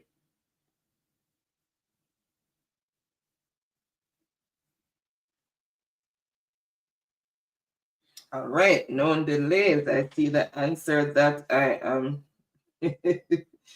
All right, so I see the answer that I am looking for, and it is cloth. So cut your coat according to your cloth. And that is for 1,000 points because it's a double point answer. All right, let's see who picked up at 1,000 points. Sonia, 1,000 points. Sonia, all right, whoa. So Andrew also came in with that, and Janet also got Sonia, 1,000 points. So Sonia, choose the next category and for how many points?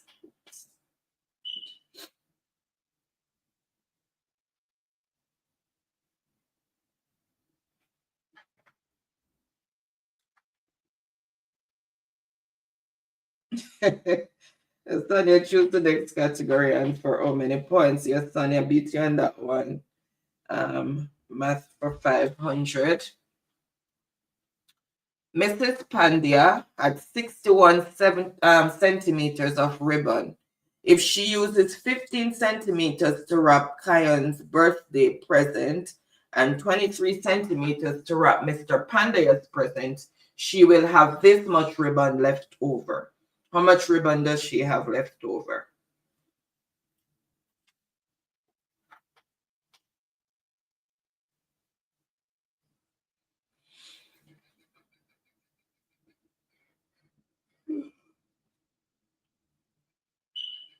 All right, I see the answer that I am looking for. You guys are quick. So it is 23 centimeters that's left over. So she started with 61. So the amount that she used up was 23 and 15. So you add those together and then you take it away from the amount that she originally had. And that is 23 centimeters. And that is for 500 points. So let's see who picked up those 500 points. Rock Life. 500 points? Yes. And Nia, People came in with 23 centimeters. Okay, continuing with math for 100. The number of fourths in a whole. How many fourths can you get out of a whole?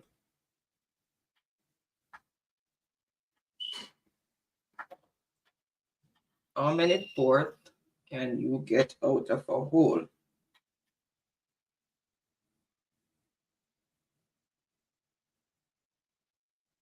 So you must say a quarter. All right, I see the answer that you're looking for, and it is 4. So 4 fourths makes a whole. That is for 100 points. So let's see who picked up the 100 points. Truck Life. 100. What's up, Tiffany? Happy Friday. 100 points? Yeah. Score as it is. Liz on 400 points.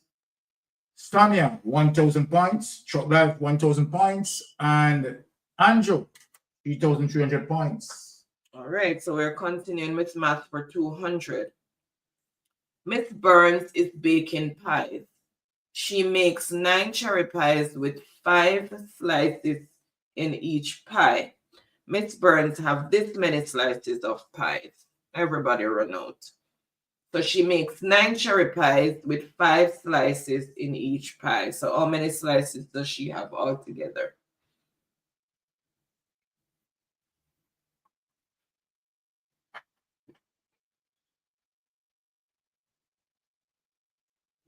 All right, I see the answer. No delays. Everybody run out. So it is 45 slices. 9 times 5 equal 45. 9 cherry pies, 5 slices each. And that is for 200 points. So let's see who picked up those 200 points. Truck Life, 200 points. And everybody else came in with 45. So Truck Life, choose the next category and for how many points. So it's continuing with 300. Liam was playing with some Legos. He used 36 Legos to build. There were 48 Legos left on the floor. Number of Legos Liam began with. So he was playing with some Legos. He used 36 Legos to build. And there were 48 left on the floor. So how many did he have to begin with?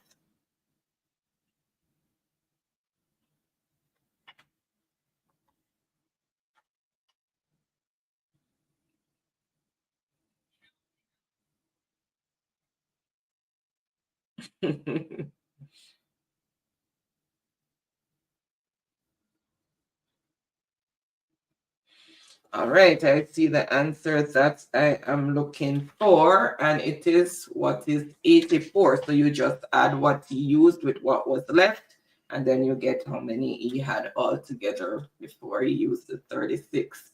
All right, and that is for 300 points. So let's see who picked up those 300 points, and that's Truck Life for 300 points, and then other persons also came in with 84. So Truck Life, okay, it's finishing up math. Derek has 3 times as many baseball cards as his brother. His brother has 25 baseball cards. Therefore, Derek has this many baseball cards. So Derek has 3 times as many baseball cards as his brother. His brother has 25 baseball cards. Derek has this many baseball cards.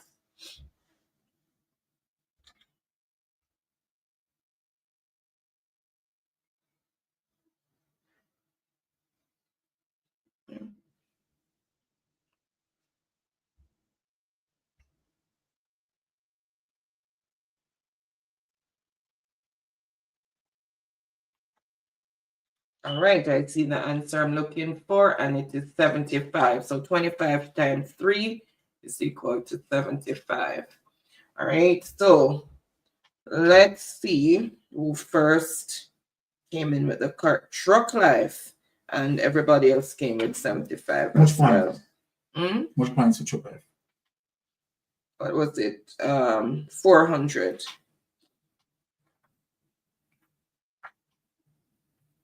All right, so truck life, choose the next category and for how many points? Cars for 500. All right. Name that vehicle. All the vehicle enthusiasts.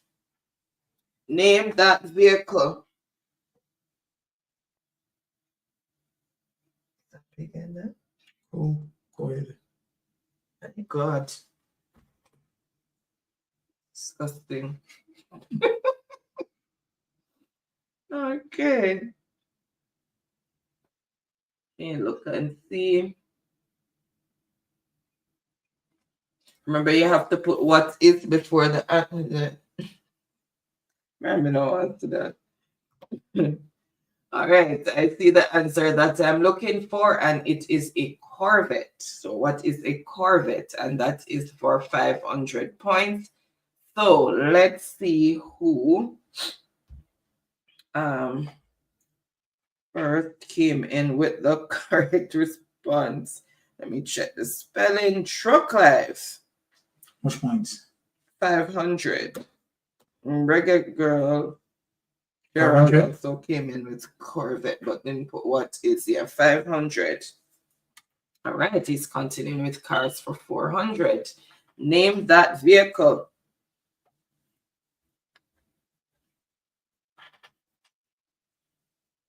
After this one, Andrew.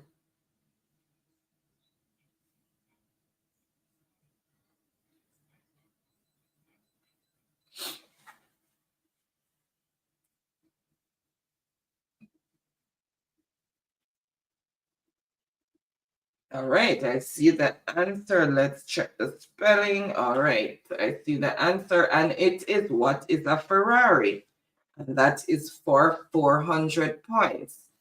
So let's refresh and see who first came in with the correct response.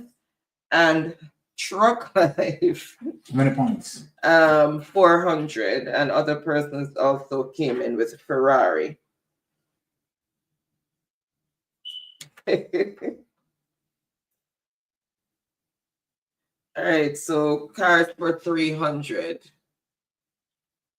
All right, name this vehicle. Let me see if I can, just because it's small. I think that's the best I can do. Name that vehicle.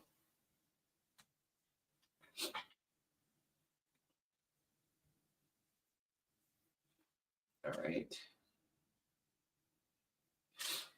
I see the answer that I am looking for, so I am not going to delay.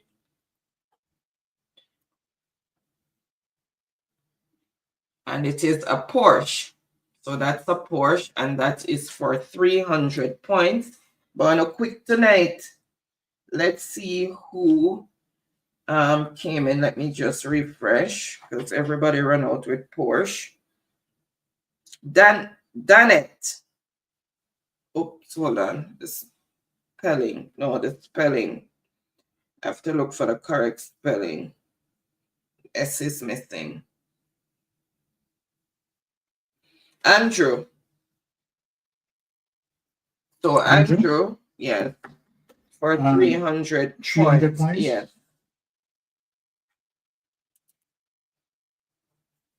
Okay. Very good. So she have a Benz. All right. So choose the next category, and for how many points? We have three categories left there. Andrew. Continuing with car for 200. Name the vehicle. Just that face. Like it have a son.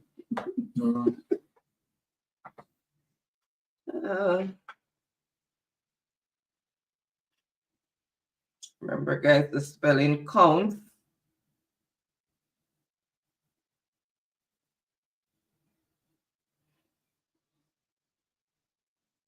All right, I see the answer I'm looking for, no delays, and it's a Lamborghini, and that is for 200 points. And let's see who first came in with the correct response.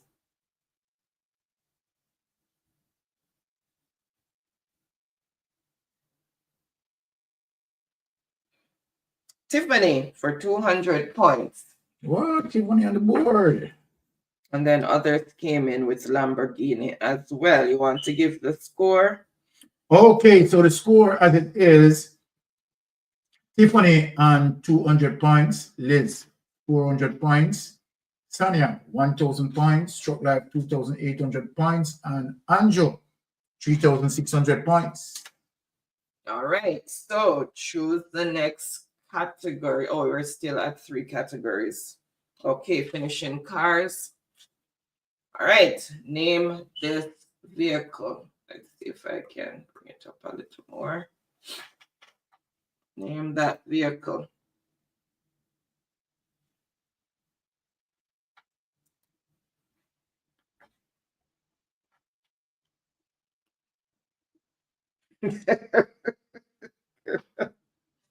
Oh my goodness.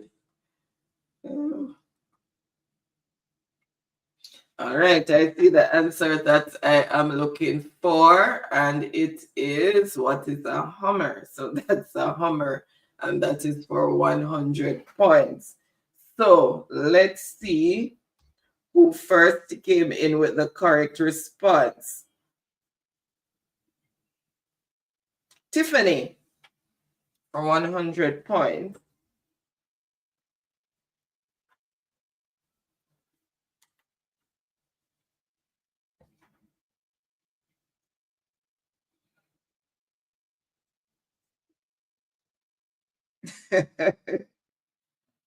All right.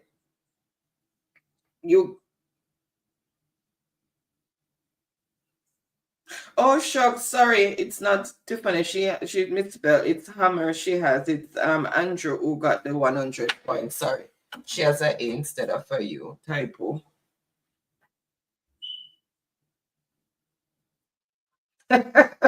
Yes, she has Hammer. When looking back at it again, yeah, it's a A and not a U.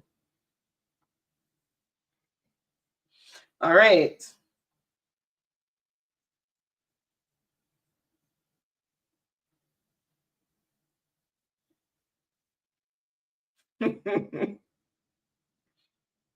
Oops.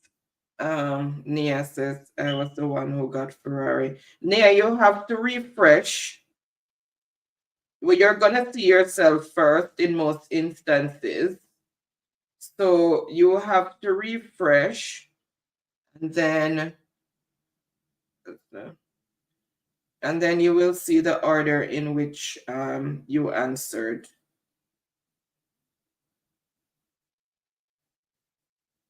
So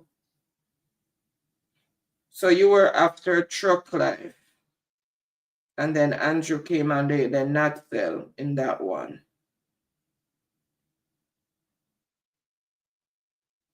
Number 4. Hold on.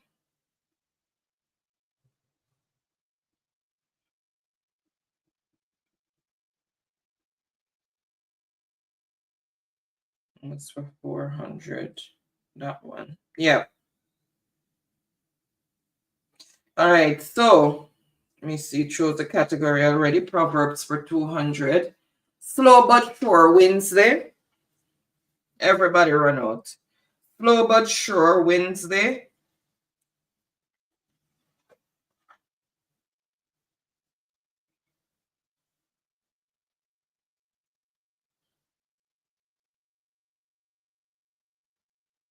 All right, see the answer. Everybody ran out. Slow but sure wins the race, and that is for 200 points.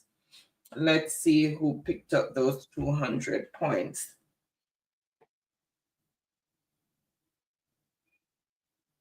Truck Life, and everybody else ran out with the race. So Truck Life 200 points. So it's keeping it Proverbs.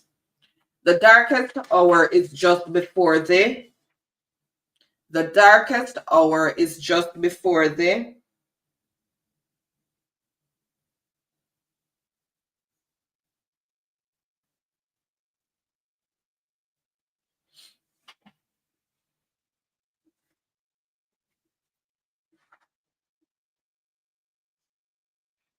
All right, I see the answer that I am looking for. No delays, and it's before the dawn. So the darkest hour is just before the dawn, and that is for 300 points.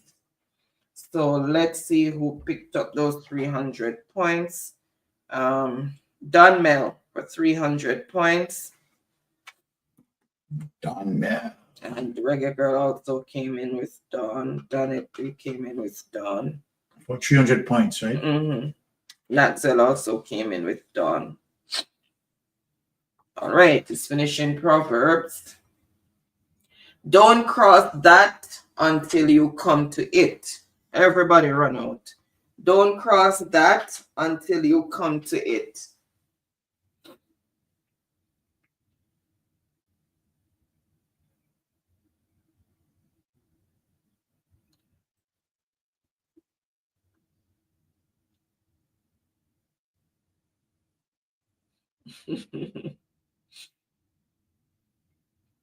All right, I see the answer, and it is bridge. So don't cross that bridge until you come to it, and that is for 400 points. Let's see who picked up those 400 points. Because everybody run out on the bridge. Tiffany for 400 points. What? Yep, and everybody else came out with bridge. All right, and we just have the science for 500. So I'm just going to reveal that. And it's a double point answer, so it's 1,000 points for the person who answers this correctly. The most abundant element in the universe. What is the most abundant element in the universe? There are several, but I want the top one. The most abundant element in the universe.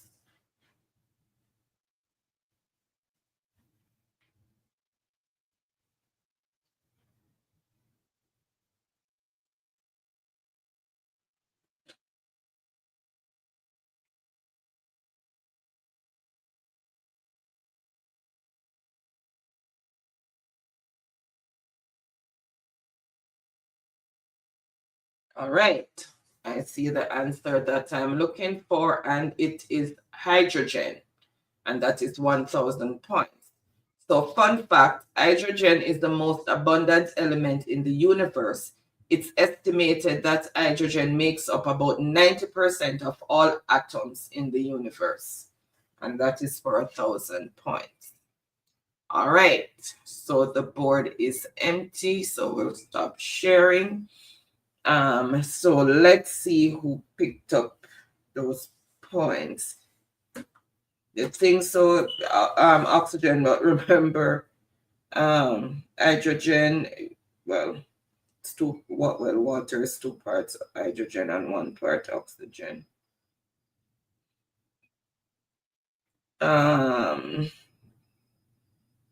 Just checking the spelling there. Andrew for 1,000 points.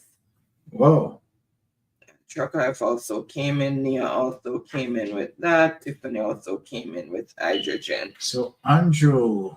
All right. So congratulations to everyone who participated and was able to answer. Congratulations to the winners tonight. Baron is just tallying the scores. And thank you so much for participating. And remember, the race is not for the swift, but those who can endure to the end. Those who have been following us for a long time and playing this game can testify to that, because they were not always at the forefront answering first. They had to develop speed and skill, and I guess get a good Wi-Fi feed. Oh, Sonia is saying, please transfer my points to Donmel. Thank you. All right, so okay, so here it is. For the 5th place, make it on the board is Liz for 400 points. Fourth place, Tiffany, 600 points. Third place, Sonia for 1,000 points. Short Life, second place, 3,000 points. And Anjo, take it away with 4,700 points. All right, so we can't transfer the points, Sonia, but you can give your credit to Donmel if you so desire, since you're saying to give him the points. So put Donmel beside Sonia. Donmel beside Sonia? Yeah. Okay. Donmel. So the blue people don't get the first chance to win. No, just that they have been at it a long time. So you guys are just gonna have to sharpen up your fingers, turn them into Olympic fingers. So congratulations to all the winners, and thank you so much again for your participation and your continued support. Donmel is saying thanks to Sonia, who donated credit. You wrote it there? Okay. Yeah. On the other side. Okay. Yeah. All right. That's what we like, the spirit of comradeship. Yes. From time to time that does happen. All right. Let's see. Okay. All right. So guys, we have come to the end of our broadcast tonight. Really appreciate each and every one, as usual. Thank you so much for your continued support and endorsement, and for those who recently joined the Mystic family by subscribing. Thank you so much, and welcome. Those who have been here from the beginning of the journey with us, thank you. And those who join us along the journey, thank you. Really appreciate each and every one of you. And Michibu, thank you for that super chat tonight. Really appreciate that. Thank you. And for all our channel members, thank you for your additional support. Really appreciate. And remember, guys, the membership is open to everyone. It's just a small amount that we have there, and it's just extra support towards the channel. So if you want to become a member, you can just hit the join button and do, and that will be greatly appreciated. So thank you each and everyone. Right. We are going to say have a wonderful and blessed weekend. For those who are not working, hope it will be restful, although you know, housework, the jobs that you don't get paid for. And for those who will be working, hope work will not be stressful for you. Until we see you again on Tuesday, remember Reason with Ratigan tomorrow, and all the other platforms that are out there spreading the message and doing the good work for a better, stronger, vibrant Jamaica for the future generation and for us as well. So thank you, guys, and thank you for always coming and supporting. Have a wonderful and blessed weekend. Liz, oops, sorry, there's one person I need to get to. Liz, let me just, so the WhatsApp number that's streaming across the screen, you're gonna send me a number where you want the credit sent to, and it has to be a Jamaican number, and please let me know with the provider whether Digicel or Flow. So you can just WhatsApp me the number that you want the credit sent to, and please to say which provider.